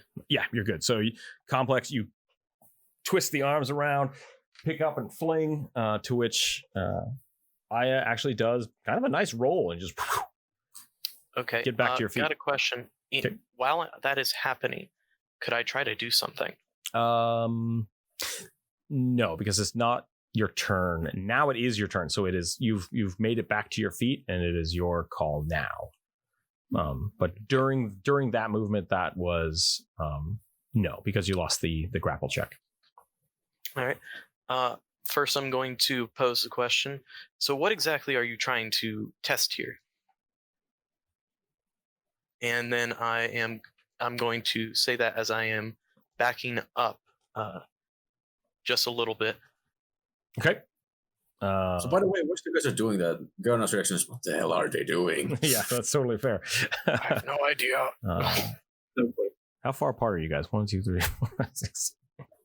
Gurna, I would assume you would move over here as that's happening. I assume when you were thrown prone, you would technically be right here. Are you taking the dodge action so you don't take an attack of opportunity again, or are you gonna just back up and? I'm gonna kind of dodge out of the way of any attack. Okay, so you're using your action to do the dodge action, and then you're just gonna back up, basically, or disengage. Yep. The disengage action, and you're gonna back up. Yep. You two can freely talk while you're fighting. I'm fine with that. So if you want to keep talking and then doing actions, it is Complex's turn, so it's your initiative to do something, but you two can freely talk. Kurna, you and Oberon both realize that they are kind of running all over the place, and you're now getting a little worried that, hey, your hands are starting to glow a little bit, and you're like, maybe we should not be futzing around like this. What was your We question should again? probably intervene. My question was basically, what is the point of all this? What are you trying to test exactly? I would respond, what's the point of anything? And I would respond with, stop that philosophical bullshit and let's continue. And I will then move into melee and throw a punch. Pop, pop. All right, go for it. Poppity pop. First unarmed strike is a 22. Jesus Christ. Oh, fuck. Roll your damage. All right. Roll your damage. And that's a 6. 6. Okay. You are still up. That didn't feel good. And No, that hurt. followed by a flurry of blows, Hope do it. which is a 16 Oh, fuck. That will also hit. for Am I 6 like- damage. You are unconscious. Yeah, I was gonna say. So basically, the way I'm going to do this is because you were sparring. You did not actually take any damage, but you just got the wind knocked out of you pretty severely. You hit the sand, and you are just kind of dazed. And for the moment, you're conscious, but you're kind of out of it, and you don't think you could stand back up and take another hit. So I'm walking close, and I'm gonna ask, well, what was the point of that? As you approach, the glyph on your hand begins to fade down. Oberon, I assume you're staying with Gurna for this. Yeah, because I would like to not get zip-zapped. Sure. And I will reach down and, with a smile, say, you'll need to defend yourself. You know, after that act, I'd say I'm going to defend all of you. The lizard kind of chortles again under the water. You hear like blah, blah, blah, blah, blah, blah. And now he steps out. Aya walks up and she hands you the pick back and she says, I'll give you 2 crystals for it. And as the lizard folk kind of begins burbling out of the water, he is quite a few feet taller than Gurna. He is very large, on the upper ends of large. And as he comes walking out of the pool, the bubbles kind of dim a little bit. And as he approaches the top of the water, he steps out with his giant lizard feet, and you see trailing behind him a giant 2-handed battle axe, just on fire. Like the whole head of the axe is just burning, and you see that might have been some of the boiling of the water. And he steps out and he says, you know, if they're too weak, you gotta cut them free. And he says, let's go. And you see him just start marching off. If I can find the right thing, which I guess maybe doesn't matter so much. And he begins to just, actually, I didn't make him big enough. I'm sorry. Whoop. There we go. There you go. He's big. He's a big dude. He starts walking by and he shakes the axe and the fire goes out. And he begins walking this way.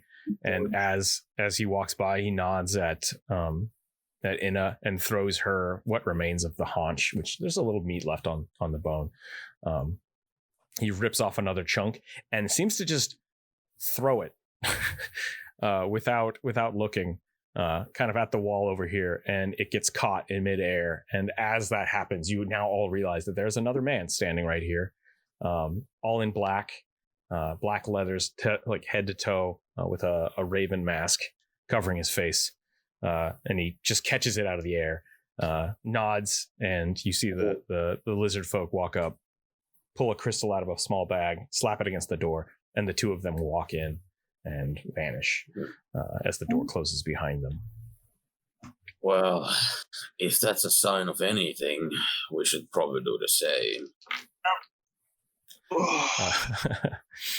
Inna says he's come through with quite a few people, and usually the two of them seem to be the only ones that come back. I sometimes worry about the meat they bring back, but for the most part, I think they want to stay here. So it's up to you. You're all welcome to stay and rest as long as you like. If you need to let off steam more, Well, we I- didn't know that we're not supposed to rest between the enlarged rooms. So, Well, that's why it took us so long to get here anyways. resting at the crystal seems to be, fairly good. It will save on energy, but the longer you are out here, the more resources you're going to burn. So I myself have my own stash, and I'm willing to trade for some of it if you'd like. Looks like I'll be eating pretty well tonight. And she looks down. She says, I now have.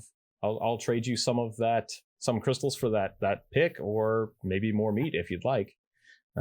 Aside from that, I don't know how much help I can be, except I can answer questions, and the water over there is clean, despite what it may look.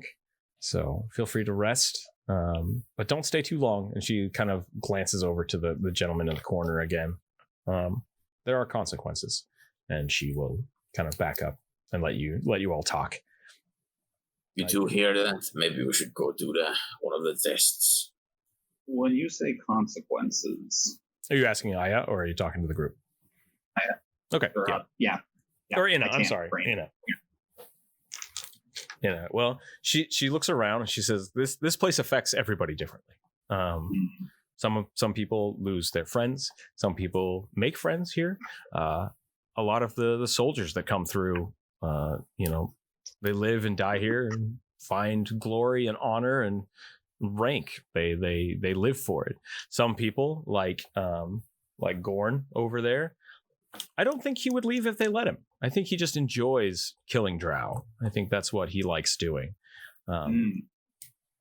His friend doesn't say much, but they keep bringing us supplies, and they slay some of the fouler beasts here, which always gives us extra food and helps me take care of fellow people who are, let's say, conscripted.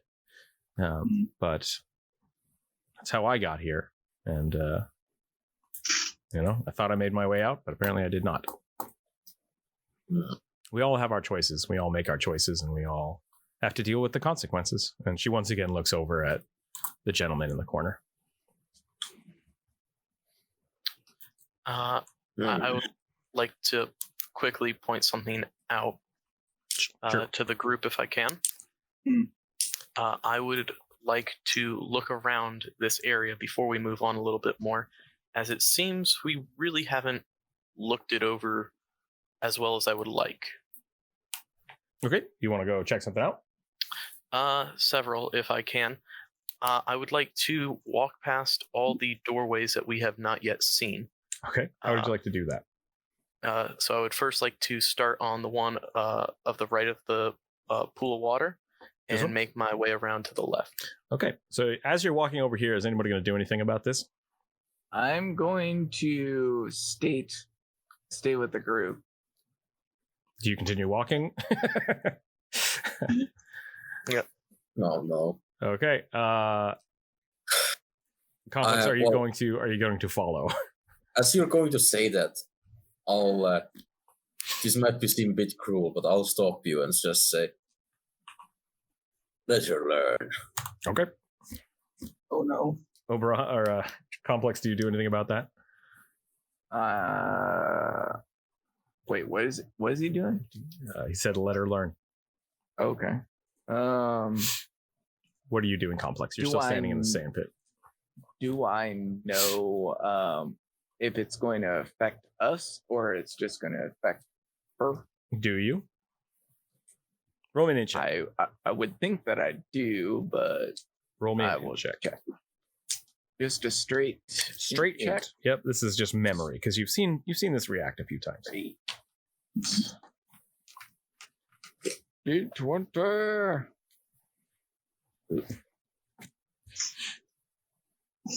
That would be an 8. An 8? You're not sure.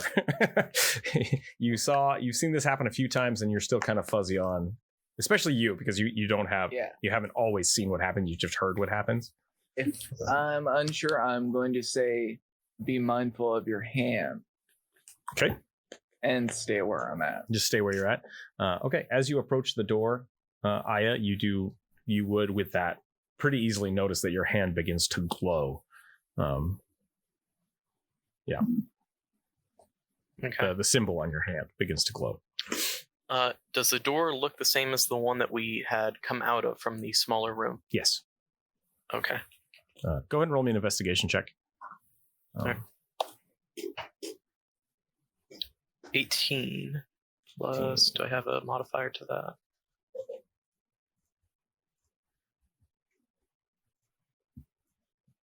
that? So 24. 24. Mm-hmm. Okay. You kind of approach the door, and as you're looking at it, you do notice that your hand is now glowing pretty bright blue, and you notice that the symbols on the door, where your symbol doors were glowing kind of blue when you came in, and this one was glowing green until they left through it, are not lit. You can see where they're etched, but there's some form of magic that lights them. So these are just unlit. The room does not seem to be active. The door seems to be rigidly closed like the other one. And I'm going to go ahead and need you to roll me a will save. Okay. Just how do I do that exactly? On D&D Beyond, you'll see saving throws. It should be in the top left underneath your stats. Should have a will button. It should say plus something. Or 0. It might be plus 0. Wisdom, intelligence, Looks passive. like you have a plus 1. Okay. Yeah, I have 1. All right. 17. 17. Nice. Okay. You feel this kind of like pull of almost longing, I would say, of you wanting to be back with the group, and you take 1 damage as you are kind of like, you feel this pressure in your body to just like and kind of pulling you back this direction. But you do take 1 damage. All right. Got it. At 16. Okay. You all with three that, see this happen. All of your hand symbols are now flaring, but you 3 are okay. And you just see Aya kind of go rigid for a second. Like, You might want to come back. Yeah, with that, I am going to come back inside the knoll and say, yeah, I'm not going to do that again. Okay. And as you start walking back in, the pressure goes away, and you're like, oh, okay. Like, just immediate, the pressure kind of falls off. The glow is still quite bright on your hand, but you, like, as soon as you step away from the door, that's misleading. As soon as you take a step or 2 closer to your party, it seems to be released. I don't want to make you feel like it was the door. It was just your proximity. We probably should have told you about that, but seems we either forgot or chose not to. Understandable. I appreciate you letting me learn. Knowledge surprised you're learned appreciative. is knowledge kept. All right, what's everybody doing? Inna is gonna, like, kind of watching you all. Like, she might have seen this happen before. She seems not surprised at what's going on. And she does walk back over to her station, and she starts picking at some of the meat. Okay, I'm gonna take the lead and go to the last door that's not been activated. Okay. Just really quick, just run over here, and then both of you start burning. And then No, I'll wait so they follow me because Complex, you're gonna I follow would along. be following. yeah. Okay. Please don't let me pass out and die and melt into a puddle. Do you say that out loud? No, that's what I think. Okay. Let's say, unless anyone can create thoughts, but that's what I think. Before I follow, I will grab my stuff from the edge of the pit that I had left there. Oh And God. I will follow suit. And I assume you're right there. And I am going to ask the knoll before we go through if I could have the large pouch that he acquired. Ouch! Oh, I gave it to the wizard. Yeah, but I will ask the wizard. He is currently away from people. Oh no. Inna will say, like, as she sees you two kind of approaching, or all of you approaching the door, she says, "Don't listen to Gorn. Stick together as much as you can." Who's Gorn? She points at the other door. I've seen him burn through at least 8 party members. Yeah. I can't judge him. I can't judge him for culling the party, I guess. But he's not the only one that does it. But No. I believe your strength is going to be in each other. The other human party that came through here a few days ago, I don't have high hopes that I'll see them again. Wait, stop. Few days. Yeah, they came through, and she kind of like, you see her close her eyes and kind of think for a minute. About 2.5 days ago, I think. We slept for 2.5 days. And she looks kind of at all four of you. I would, yeah. The moment you said that, I would say no. No, what? Just like in disbelief? Just say in I would say in Abyssal, no, we didn't. Okay, this is confusing. She looks. Yeah. Are you responding to him in Abyssal? Or are you having a private conversation? I'm responding to him in Abyssal, saying Okay. no, we didn't. I say out loud in common, this is confusing. She pauses for a minute and kind of looks you all up and down, and she said, "I've seen this a few times. Usually happens when someone is, I don't know. You're a fairly large fellow. Did you guys? Were you missing a party member before? Yeah. That could be. It could be why. Okay. Got to recharge the battery somehow, though, right?" And she kind of goes back to what she was doing. What's a battery? Good point. I take out one of my gems, or as it says on my character sheet, crystal battery, Mm-hmm. Mm-hmm. and try to replicate what the other teams did before on the Sure. doors. Now that you're this close, you do see to the right of the door where everyone else had touched the crystals, there is a small inset that looks like the crystal might just fit into it. Before I do anything, I'll turn to the rest of them and see if they're all ready to do this. So there are a few things I wanted to do, Okay. all of which do require the wizard. Okay. I'm just gonna split the platinum as evenly as I can amongst the party. Okay.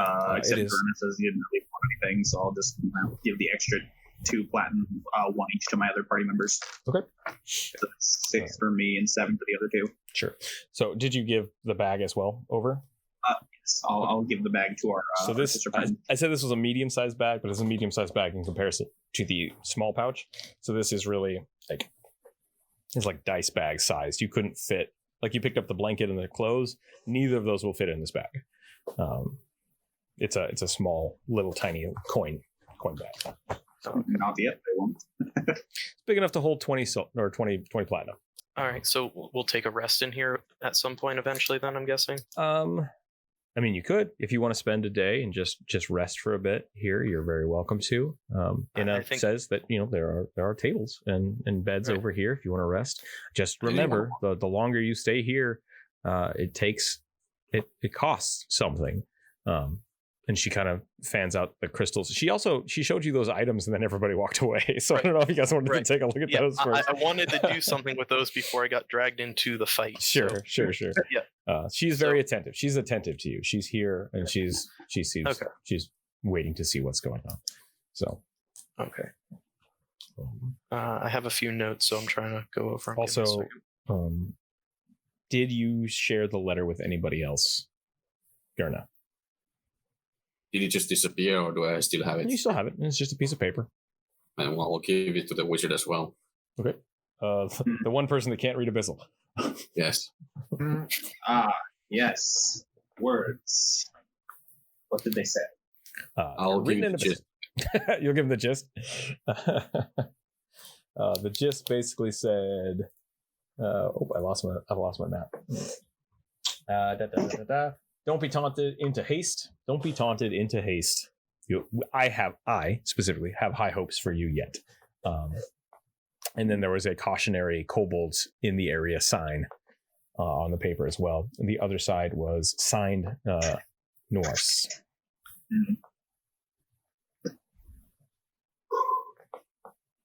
Which you do not know that name, I don't believe. Wait, find who? Norse. It's a signature, is why I'm saying it that way. Mm-hmm. Noirs. I extremely doubt anyone wants to spar with me, but Y'all want to fight? Could have asked that lizard, but it's too late now. He left already. He left already. Me, that's for 20. Ah, shit. Maybe an odd request. I doubt anyone wants to fight me. No, I would prefer not to. Can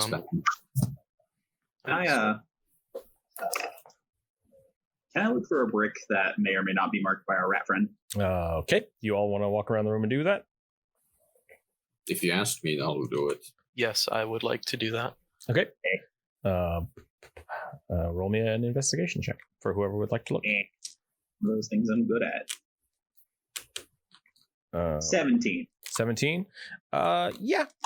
You and Complex, you're able to find it pretty easily as well. There is a small symbol over here on the wall. But Complex, you would notice that as you're kind of looking at it, it's not real. Right. Like you see the symbol, all the other symbols have been in a brick that could be moved. This one seems to have been fixed, sealed off. But you do see the symbol is there. Yeah, and before anybody tries touching it, I'll just put a hand on their shoulder and shake my head. Okay. I mean, no. I assume you're all over here now actually doing that. Yeah. So as you do that, as you're all kind of over here, you do hear quiet muttering of this gentleman in the corner. And you just hear, not the same, not the same, not the same. And just quiet, just repetitive. And I really want to just go, what you're muttering about, but I don't know if I should. Are you going to walk over or just yell? Can we investigate him from afar? You can look at him, yeah, if you want. Go ahead and roll an investigation check. Complex, you can roll on just normally. 13. When the Goliath woman said, pointed to him, was it out of warning, don't get close to them, or? I don't think she specifically no, you would get that. She was just kind of like gesturing towards him. So, and she doesn't seem to say anything now that you're kind of over there. What do you mean, just normally? Offhanded. So, not like she wasn't like lowering her voice. She wasn't. No. I meant for you said investigation. Just roll normally. Everyone else is going to have a negative penalty because they're just staring. You can see that person just fine. Right. 18. 18. Okay. So yeah, you would notice this person is very weak, very kind of skin and bones. And they are jittery and shaking. Yeah. So visually, you guys can't tell much. It is a human. It does look somewhat withered just from either malnutrition or some blight. You don't know.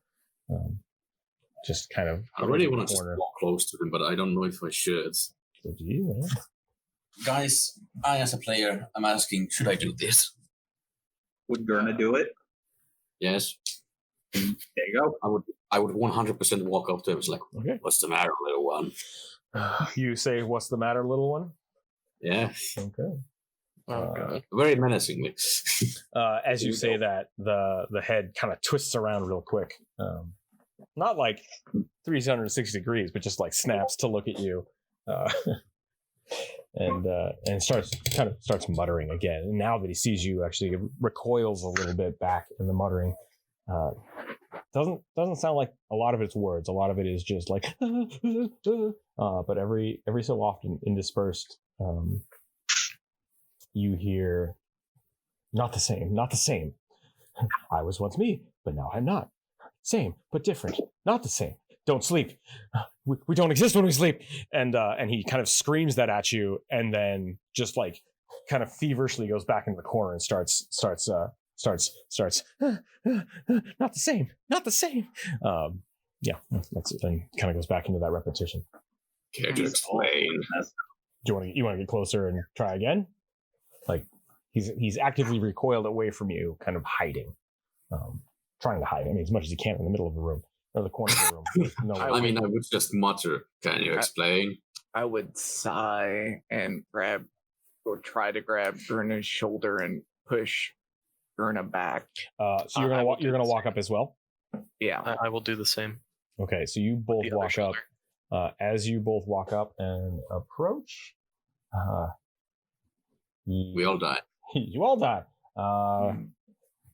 He lunges. He lunges No. at you, at Gurna, Oh, as you've all cornered him now. Dear. Does a 17 hit your armor? of course it does. It's Okay. 10. You take 1 damage as you are stabbed with something.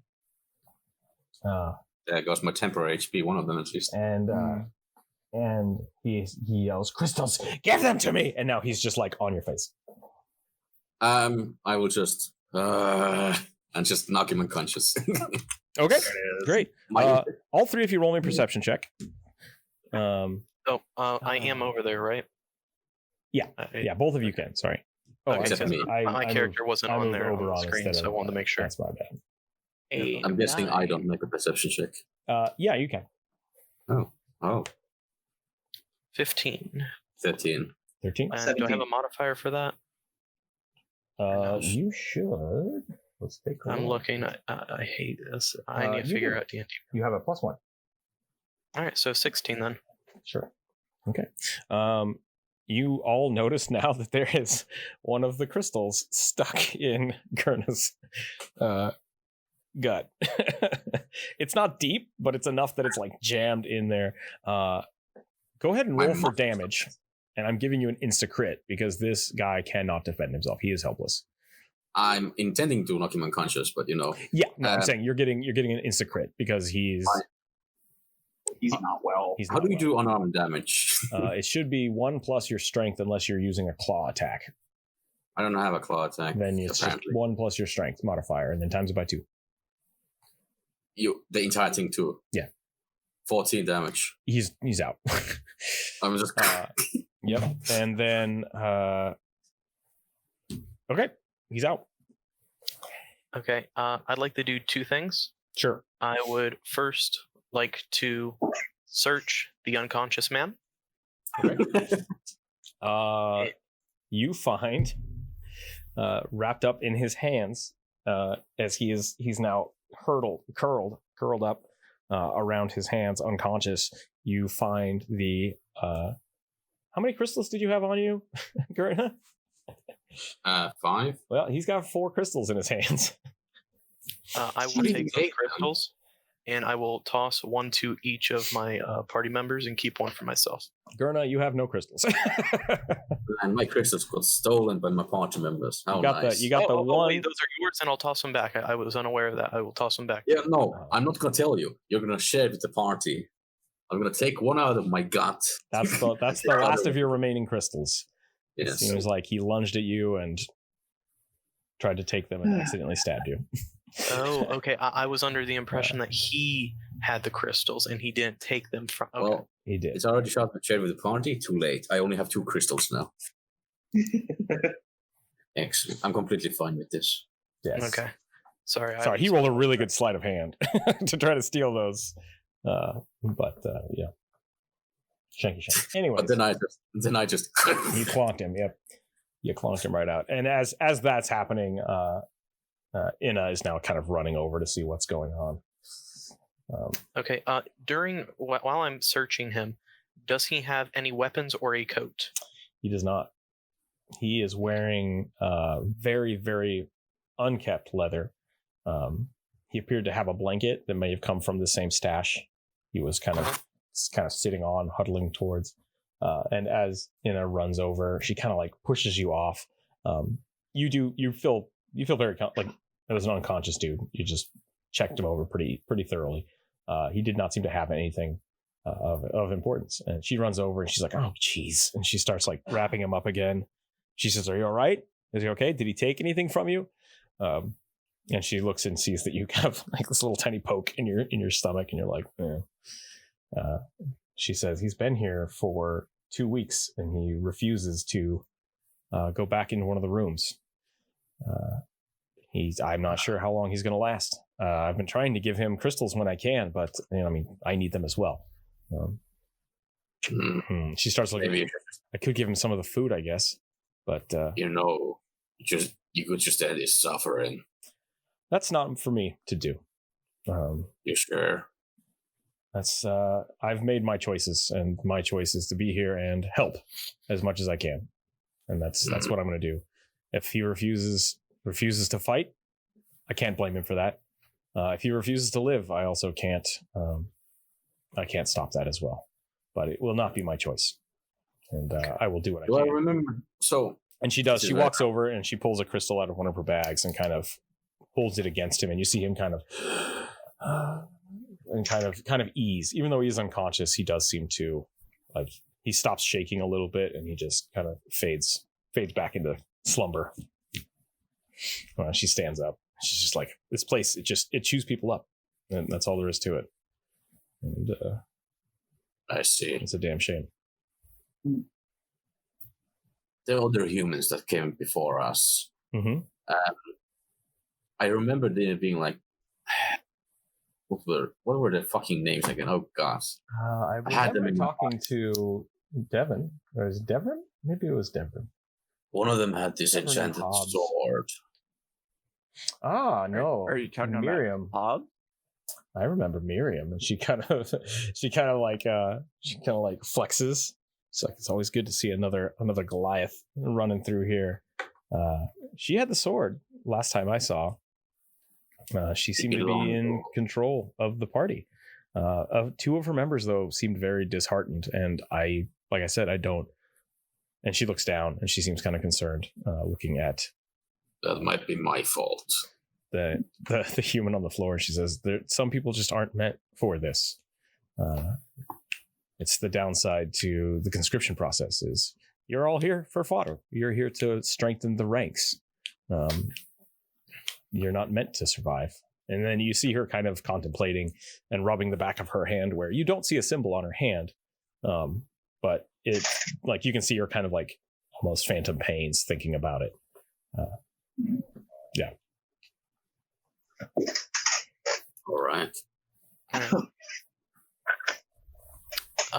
While we are here, I would like to go back and look at the scrolls in the, I believe it was a dagger that she had, or a short sword.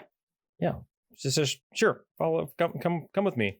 I may not be able to save people from this place, but I'm given some leeway to aid as best I can." And she walks you back over. It is a short sword. It is a dagger. They look like they've been well taken care of by her. There's nothing too fancy or magical about them. She also has 2 scrolls, 2 magical scrolls that she just has laid out.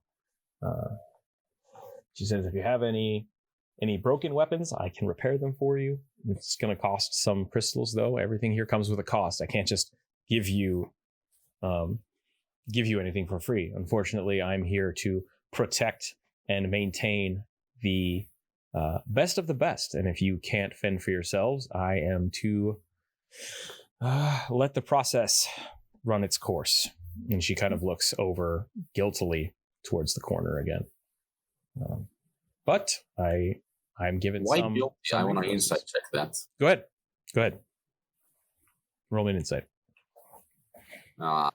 14. 14.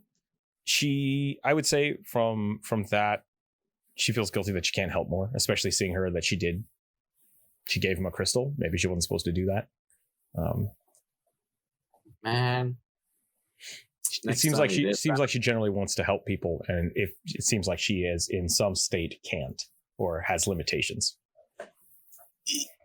Well, next time he eats my gems, I'm gonna decapitate him. So I'm not gonna say that to anyone. Okay, that's fair. I am also. She says, I do also have some of this meat here. I have some food stores. And I'm willing to trade. Trade seems to be the metric down here. The men are always trading. The drow are always trading different things for comforts, for repairs equipment. Hmm. Your reward for the last challenge was not unsubstantial, even though most of the time treasures like that are not always taken out of here by the people that receive them. And down here, unfortunately, money has little cost except for those that feel that they will succeed. Money was of never any value to me, so. Got a quick question. Mm-hmm. The guard leathers that I found, is that a item that I could put on right now? No, it would be more of a costume than armor. Right. Okay. So there's no effect that it gives or any armor of any kind. No, it's more of a uniform. Yeah. It's made out of basically like pieced leather. Old sleeves, old things. So basically, if somebody's jacket got destroyed, they would probably take that, or that might be someone's old jacket that just got left. Could I see if there is any of the Queen's Guard symbols on it? Yeah, there is, absolutely. Okay. So a few things I would like to do. I would like to put on the guard's leathers. Okay. You said it's like a jacket, right? Yeah, it's just like a leather jacket. Okay. I would then also like to take the blanket that I got and kind of hide that behind my back and in between the coat. Okay. And she like stuffing the blanket into the jacket. Yeah. Okay. To kind of make me look a little bigger, and I would like to the somewhat big bag, the dice bag that I got, attach it to my belt in some fashion. Yeah. So basically, the way to think about that is it is a coin purse. Like it's okay. Which is, it would have a loop for your belt, so you can easily do that. All right. She has a javelin. She has a short sword. She does have a plethora of like small daggers, but a lot of them look like they're just kind of either boot knives or kind of utility more than combat. You could probably just use a dagger if you had one. I would like to see if she has any larger bags. Larger bags. She starts going back there. I have a few sacks. Would that help? And she has it looks like maybe something that might have had grain in it at one point in time, like a burlap sack. Yeah, I have a question for you. Yes? Why don't you just use the coat you have to make it into a bag? Well, that was one of the options, but I had other intents for it. Such as? I don't know yet. Okay. Potentially make armor with it later. I don't know. There are many things that could be done. She asks, she's like, I'd ask you to leave the blanket, but if you feel you need it, I mean, I suppose. She tends to huddle in a corner and cry often. I think she might need it. Hey, that was one time. We don't talk about that. One time. I'm going to take the blanket out and fold it neatly and leave it there. Thank you, she says, and she kind of picks it up and kind of sets it off to the side. Mm-hmm. Yeah.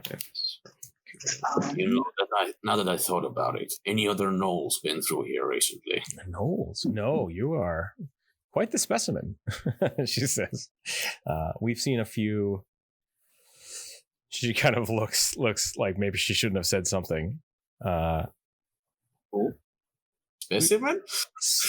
Well, I've seen a few gnolls here, but not in the hub. And the tests. She gives an acknowledging kind of nod. Makes sense. My kin aren't the smartest at sort and quite brutal. I would probably ask Aina. You said that you passed all the tests. I did. Quite a while ago. Did you talk to her? No. I assume you're talking about the queen. She gives you kind of a questioning look. That is... I don't know how to answer that. She says, there were many people I talked to. If you were referring to the admiral, no, I never talked to him. I made my way through my trials. I lost most of my team, and I proved myself worthy. And at the end of my journey, I told them I would not fight their demonic war for them. I would not join their army of the damned, and I would not hurt people any more than they had already forced me to. And they gave me the option to be useful or be made useful. And I'm sure you've seen what that means in the past. So you Right? failed in the end. Say it again. So you failed in the end. You could say that, but I am alive and I am here. I chosen All right. not to fight. And as she's talking about the armies of the damned and everything, I'm probably not going to. It would be very easy for everybody around me to notice that my character is unusually angry Sure. or stiff. People want to roll for that. I think,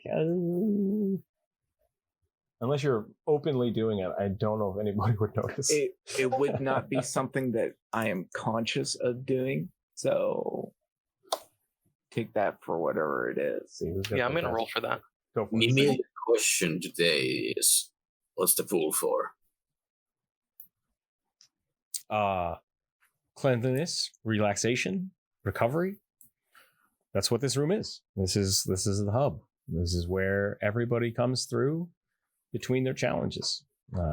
If you're deemed worthy, you leave from here, and if you are not, you also leave from here.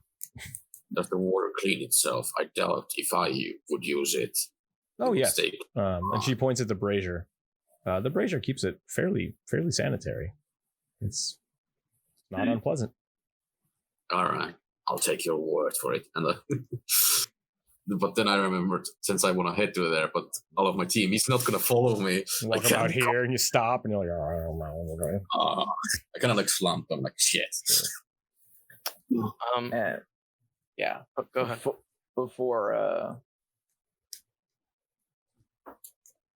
Before you get too far there, Verna, I'll go ahead and set a crystal down on the folded blanket. Okay. And I would probably state something to the effect of peace be to those who choose a path less traveled. Something to that effect. She kind of looks a little curious at you. Okay. She says, choice is all we have in the end. And I've made my choice. Am forced to be helpful. I will be as helpful as I can be. And that is my choice. But beyond that, she doesn't seem to infer anything beyond that. Yeah. And I would state that making the choice is the most important thing. And then start walking towards the knoll. Who wants to jump in the water, I'm assuming. You do realize I'm covered in dried blood. And I'm used to Are it. you? No, he definitely is. I mean, he remember when I what, 3 dwarves? around the fucking dwarf? Roll me a perception check real quick. Am I not dirty? How is this After possible? being stabbed by that crystal. You have a little bit of blood on your tum-tum, but you're actually Tum-tum. pretty clean. Wait, am I? Yeah. I'll make a perception check if I'm clean, actually. Yeah, roll above a 5. Roll above a 5. Yeah, roll above a 5 for you to discover whether or not you have blood all over you. That's a wasted 19. 19, 22. yeah. You are now realizing, like, you're actually pretty clean. Like, Right. thinking Why am about I it, so you're not, like, immaculate. You still smell like Noel. You don't smell like lilac or anything, but you're not covered in blood and guts. I mean, I would still like to take a bath, maybe. Unless anyone's gonna stop me, I'm gonna fucking take a bath. No, I have no problem with that. I fight do. I do, however, want to stay over at the little. I'm going to call it the merchant's table, and I am interested in the short sword. Okay. Before I'd like to do some business as well. So you two are hanging out here. You two are going over here. You get about here, and your symbols begin to flare. Oh shit! They're not hurting you. It's not hurting you right now, but like everyone is kind of like you're getting that weird pull again. I would just Like, give me a second. hurry up. Okay, I assume you two back off. Yeah. Why don't you Back guys up just and go wait for hang it. out at the tables over there, and we'll meet you in the water after we're done here. We're gonna have a group bath now. Yeah, just everybody gets their own little corner. There's 4 corners. Okay, let's see. So what's going on? You guys now. Why are we doing this? What did I decide? I would not jump into the bath water myself. No.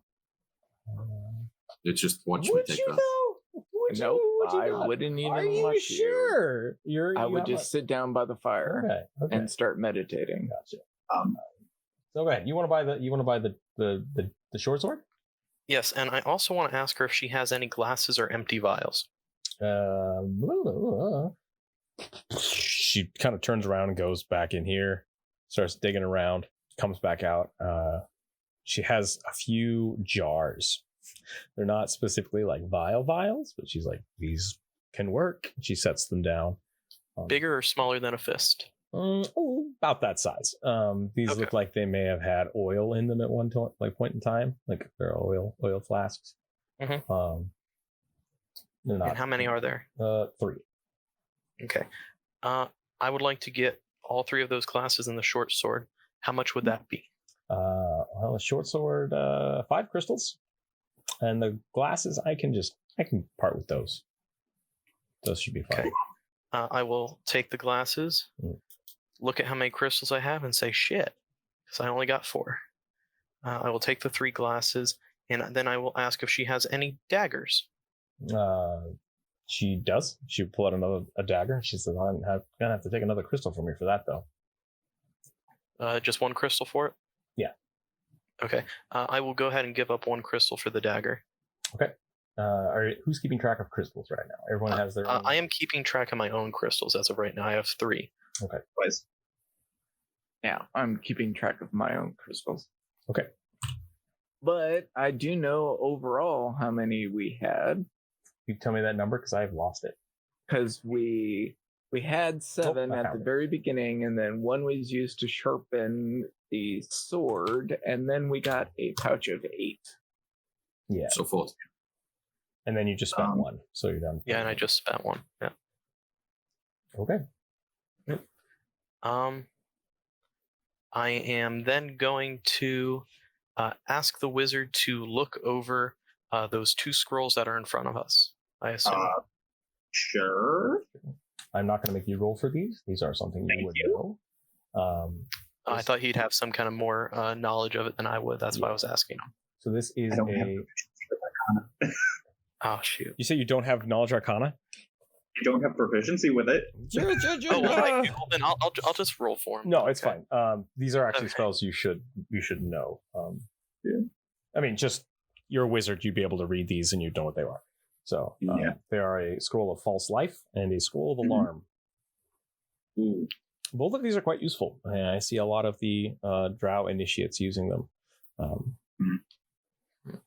Or the How what's the useful word she are used? Dang it, I used the wrong word. That's fine. Initiate works. She would say initiate too. What were the scrolls of? Alert and what was the other one? Alarm and false life. False life. What does false life do? Can't remember. Knowledge arcana. All right. 14 plus. I get 6. Yep. So 20.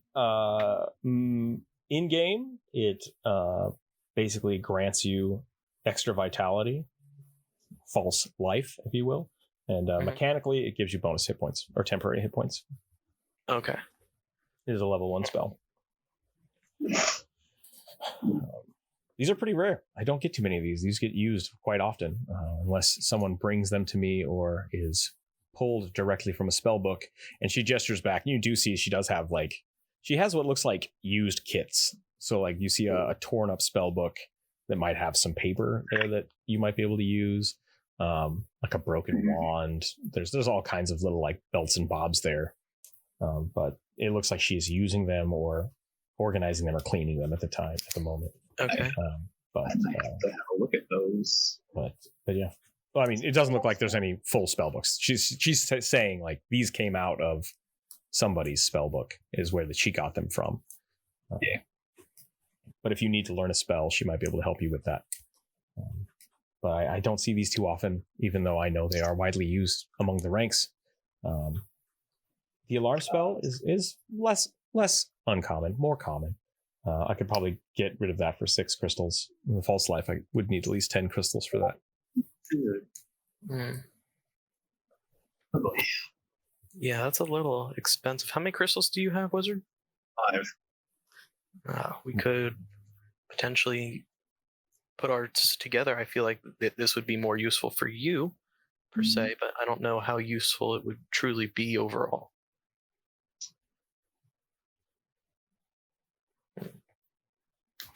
I think I'll hold off on the crystals.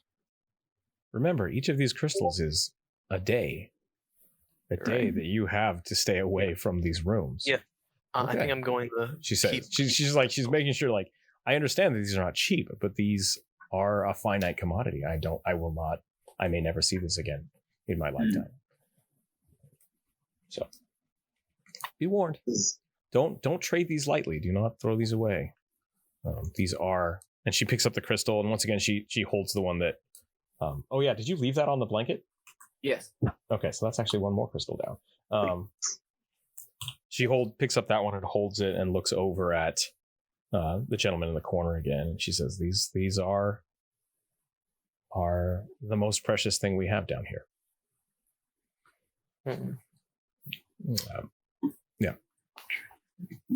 I think I'm done here, unless she has any just blank paper.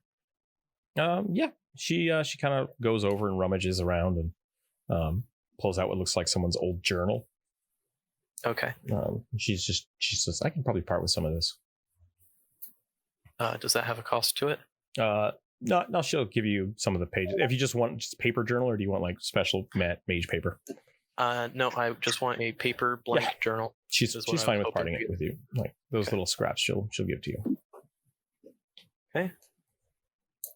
And I think I am done.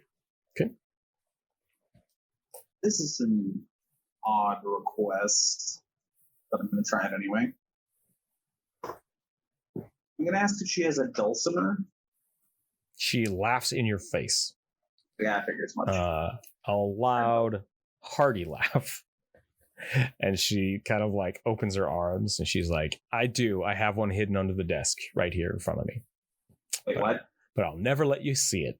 And then she just begins to chuckle again. And goes over and starts like leaning against the wall and picking at the meat. Oh, one thing I forgot to ask is, does she have any tools that she's willing to part with? No.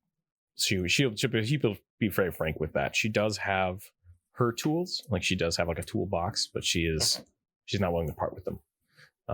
That's her job. Well, she has to keep them to maintain things. And if you need to use them, maybe something can be arranged, but she will not part with them. Okay. Now let me ask this: the meat that she has on the bone could I potentially ask her for that bone? When she's done with it. Yeah, I mean that's what she'll say. It's like, Okay. I might use this to make a stock or something, but you might be able to trade. Meat is very precious as well. So whilst I'm waiting here with the complex, I'm just doing sweet, spinny tricks with the pickaxe I have. Mm-hmm. You want to check out that pickaxe? You haven't really looked at it too much. Me? Yeah. Ah, shit. On my character sheet, let's see. Well, I mean, do you want to like look at it? You spending some time with it? Yeah, I'm spending some time doing tricks, looking it over, feeling its weight, feeling how would it feel to pierce someone's skull with this. So he's having sexy time with the pick. Yeah, Yes. that's what it sounds like. Yes, It's a really, really nice dwarven made pick. It feels like you don't think it's adamantine, but like this is a really, really hard, dense metal. It's heavier than you expect it to be. And you're pretty sure that this thing could cleave through a lot. Like it's designed to be used as a weapon as well as a mining pick. So pretty nice. Worth 2 crystals. Says she'd buy it from you. 2 crystals. Well, I did say I consider it. What's that? Though I have a feeling since the kobolds might be Oh, I would like to say, as you guys have been talking, little red dot kind of lights up on this door. Oh. Which door? The far right one. Okay. What does that mean? We all noticed that? Yeah, it's not. It's pretty blatant. Like this one was lit earlier when they came in, or they came in and put the crystal in and lit up, and then this one lit up, and they went, and then this one lit up after those two went through, and that's when the lizard got up and left. Okay.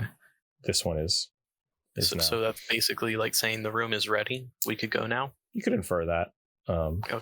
But you also notice that none of these are lit as well. All of these doors are out.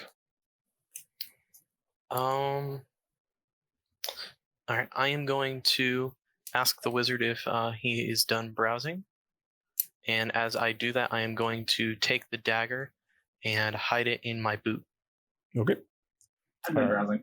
Is your intent to hide it? Like actually hide it? No, kind of like sleeve it into the boot. Okay, Like that's fine. in view, but just kind of use the boot as a holster for it. Okay, so we'll just count that as you have it equipped. It's in your boot. That's fine. If you wanted to hide it, it basically would take an action to retrieve it, but people wouldn't be able to see it. I'm not hiding it. No. Okay, cool. Good to know. And Oberon, are you done? Yes, I'm done. Okay. You guys go over to the hot tub. yeah, I'm going to go over to the pool of water, and as I'm doing that, I'm going to take off my boots and prepare to dip my toes in and nothing more. Okay. All right. So you all do that. I will note this door never locked. That's the only difference that has happened since the last time you guys have been here. Most of the time when you come through a door, it locks hard. Like this one was rigid and hard. I should have said that earlier, and I'm sorry. When you came through here, Gurna, like the door just, you closed it and it closed. It didn't seem to lock. So you do have the option to go back in here. You all kind of go over. Gurna, I assume you're just like, bleh. Yeah. The water is warm. The water is nice. It feels pretty good. I'll soak in it for a bit. It's a deep pool. It's a giant hot tub. What it is. It's a giant hot tub. I'll clean myself up. Complex, you would know this as you kind of approach over here. This brazier is, you don't know what's feeding it. It is just fire. There's just fire coming out of this giant bowl. It has a rack on it for cooking. It has a grill. Yeah, it's a big fire pit. Yep. Just gonna sit down, plop down, and meditate. Sure. Okay. As I'm dipping my toes into the water, I would like to investigate the fire a little bit if I can. Sure. Knowledge Arcana. That is going to be a 17 after bonus. This is magically enchanted to always be on. Okay. It is, is there any way that I could take part of it in one of the vials I just received? You could try. I would like to try. Roll me an acrobatics. Make your arm wet first so you don't burn yourself. Yeah, which arm are you using? I'm going to use my metal arm. Okay, roll me an acrobatics. 19 plus acrobatics, 20. Okay, nice. You deftly swoosh the jar through, and you see a little bit of flame lick the inside of the jar, and then as you whoosh it out, the flame vanishes. And you're just like, that mixed with your Arcana roll, you're pretty sure that's not going to work. It seems to be localized to the brazier itself, which is basically mounted in the floor. Yeah, you could probably light something on fire with it and take the fire with you, but yeah, that's what I was trying to do, is take some of the fire in the jar with me. yeah, that's not how fire works. Oh. So It's not fire. That's not how the fire works, you know. Just had the double check. it's not Minecraft. It's not Minecraft. Okay. You can't just scoop it up. I don't think you could even do that in Minecraft. But You can take just buckets of lava around. yeah, okay. Well, it is just- while I'm at the edge of the pool, then I would like to clean out the vials of whatever was in them before. Sure. Yep, you can do that. They are clean, empty oil flask vials. Okay. Am I any cleaner than before? No. Ah, You feel pretty good though. You feel rested. Your muscles feel pretty spry. Yes, the pain of my back from someone sleeping on me. Yep. Is gone. Eases away. I don't know if it was so much sleeping as it was falling. Falling and sleeping. Yeah. 2 crimes committed against no kind. All right. And you guys want to do anything else here? Will be repaid. Probably not. Are we taking a quick break ski here? Is everybody happy with their ramp up before encounter tomorrow, or not tomorrow, but next time we play? 2 months later. 2 months later. Weeks have passed. Yeah, I think I am content with where I am right now. Actually, want to ask you if I could do this. Can I cut my hand and put some of my blood into one of the vials? You could. Roll me an intelligence check. All right. 11 plus my modifier 4, so 15. 15. Because of your background, you know that I think what you are trying to do will not have the effect. In the short term, yes. In the long term, no. Okay. All right. Yeah. I won't do that then. Okay.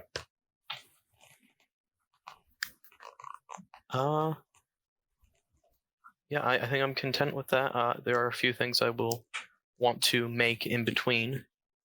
Do I need to do that now? Or... Yeah. And let's see what you want to do, because there's some weird things about that. So you're thinking about crafting something? Yeah, I'm first wanting to make tools. Okay. If I can. That's why I was hoping for the bone. Gotcha. So if you want to do that, that's going to take quite a bit of time. Mm-hmm. Do you want to? Is everybody content sitting here for days? No. Wait, it's No. days? Oh. What is? I think you can make, with an hour's worth of time, you can make tools into tools. Is that how that works? I'd have to look at the Artificer thing. I was reading it, and I think it's an hour to make a tool. But I can only do that like once per day. If I read that correctly, I'm probably wrong. I might have that wrong. Okay.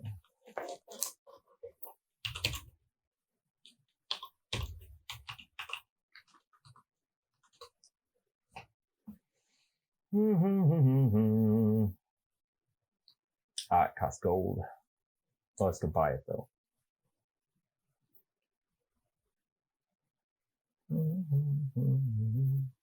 That might be something we can look at before next time, I think. Okay. Because it might. I'll have to look at how we want Alright. to do that with what your resources are as well. Could you describe to me the coat that I found? I believe it was the guard's leathers. So it's basically just black, a black leather jacket, like a biker jacket. Okay. It's thin. It's not like nowhere near a high level of protection. It may protect you from like the cold, but or abrasion is kind of what it's for. It is designed as a uniform, but it is very much a active uniform. As I said, it looks like it may have been discarded or maybe repaired, like one got ripped up and they used another ripped up one to repair it. So the leather doesn't quite match up, but it's dark leather. The lapel has a stitched a dark red stitched symbol of Zura on it. And aside from that, it looks like it maybe could have an officer's mark on the arm, but it does not currently, as if it had been removed. Comes up to the neck, and it would, if you had the rest of the outfit, it would very much, fit right in to one of these drow military people. Well, I am trying to make a bag of holding with what I currently have on my person. Seems unlikely. That's what I'm attempting to do. All right. Yeah, that seems very unlikely. Something we can look at in the future if you want, but just with what you have on you at the moment, it's not looking good. I will have to look up the rule sets again for crafting for that. I step out of the bathtub and shake myself dry. Easy enough. Easy to do. All right. Anybody else have any quick things they want to try to hit? Nope, I'm just waiting. I'm checking my character sheet. Apparently, the only tool I can use is a flute. So, I can play a flute. If anyone cares. It's useful. I'm sure we could use it in some way. Maybe not now, but hey, the little things are what count. Yeah. Mm-hmm. I'll look at that tonight, and we'll figure that out. We'll get that for next time. But I think that's probably a good place to pause, and everyone's kind of ramped up. Let's see, you guys had temporary hit points, so that's fine. I don't think anybody else is hurt besides Grana lost one of those. Yeah, I lost one hit point. Okay, yeah. No, I did. I think. Or was it you? You both did. Yours should have gone from the temporary, so you're still fine because you ate some of the meat. You lose some actual HP. Yeah. But it looks like your challenge is primed. You guys are kind of ready to go. So depending on how we want to do this for the tinkering stuff, depends on how much time you want to spend, and I think we can just fast track that at the start of the next session. So okay. Unless anybody has any other end bits, I think that's where we're going to call it. It's a shopping episode, kind of. I hope you got some good information out of that. There was always the option that you guys just bum rushed through the next level, so I did have it prepared. But I kind of expected this to take a little while, so I'm not surprised by that. Good. I thought that was pretty good. I did also like the sparring, so that was fun. I'm sad you didn't fight the lizard man, Gurna. I really thought you would. Good time. Walked away before I could do anything. That's all right.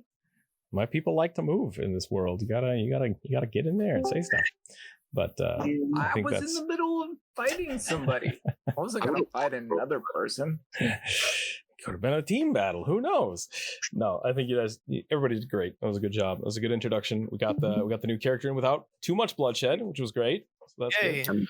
We can try to. If I see him next time, I will fight him. We'll see what happens. You could have died. Who knows? Most likely. I only had 20 HP. Wait, you had 1 HP? What? 21 HP. Oh, 21. Okay, good. It sounds like there might be another game starting up soon to have another team. We will figure that out in the future. We just need a few more Patreon members to do that. We have a lot more stuff going on otherwise. Tomorrow is going to be the draw day, so we'll do that on stream. If you're not hanging out on stream, do that. Be in the Discord. And stay happy, stay healthy out there, everybody. And remember to keep your dice on the table. So that is it.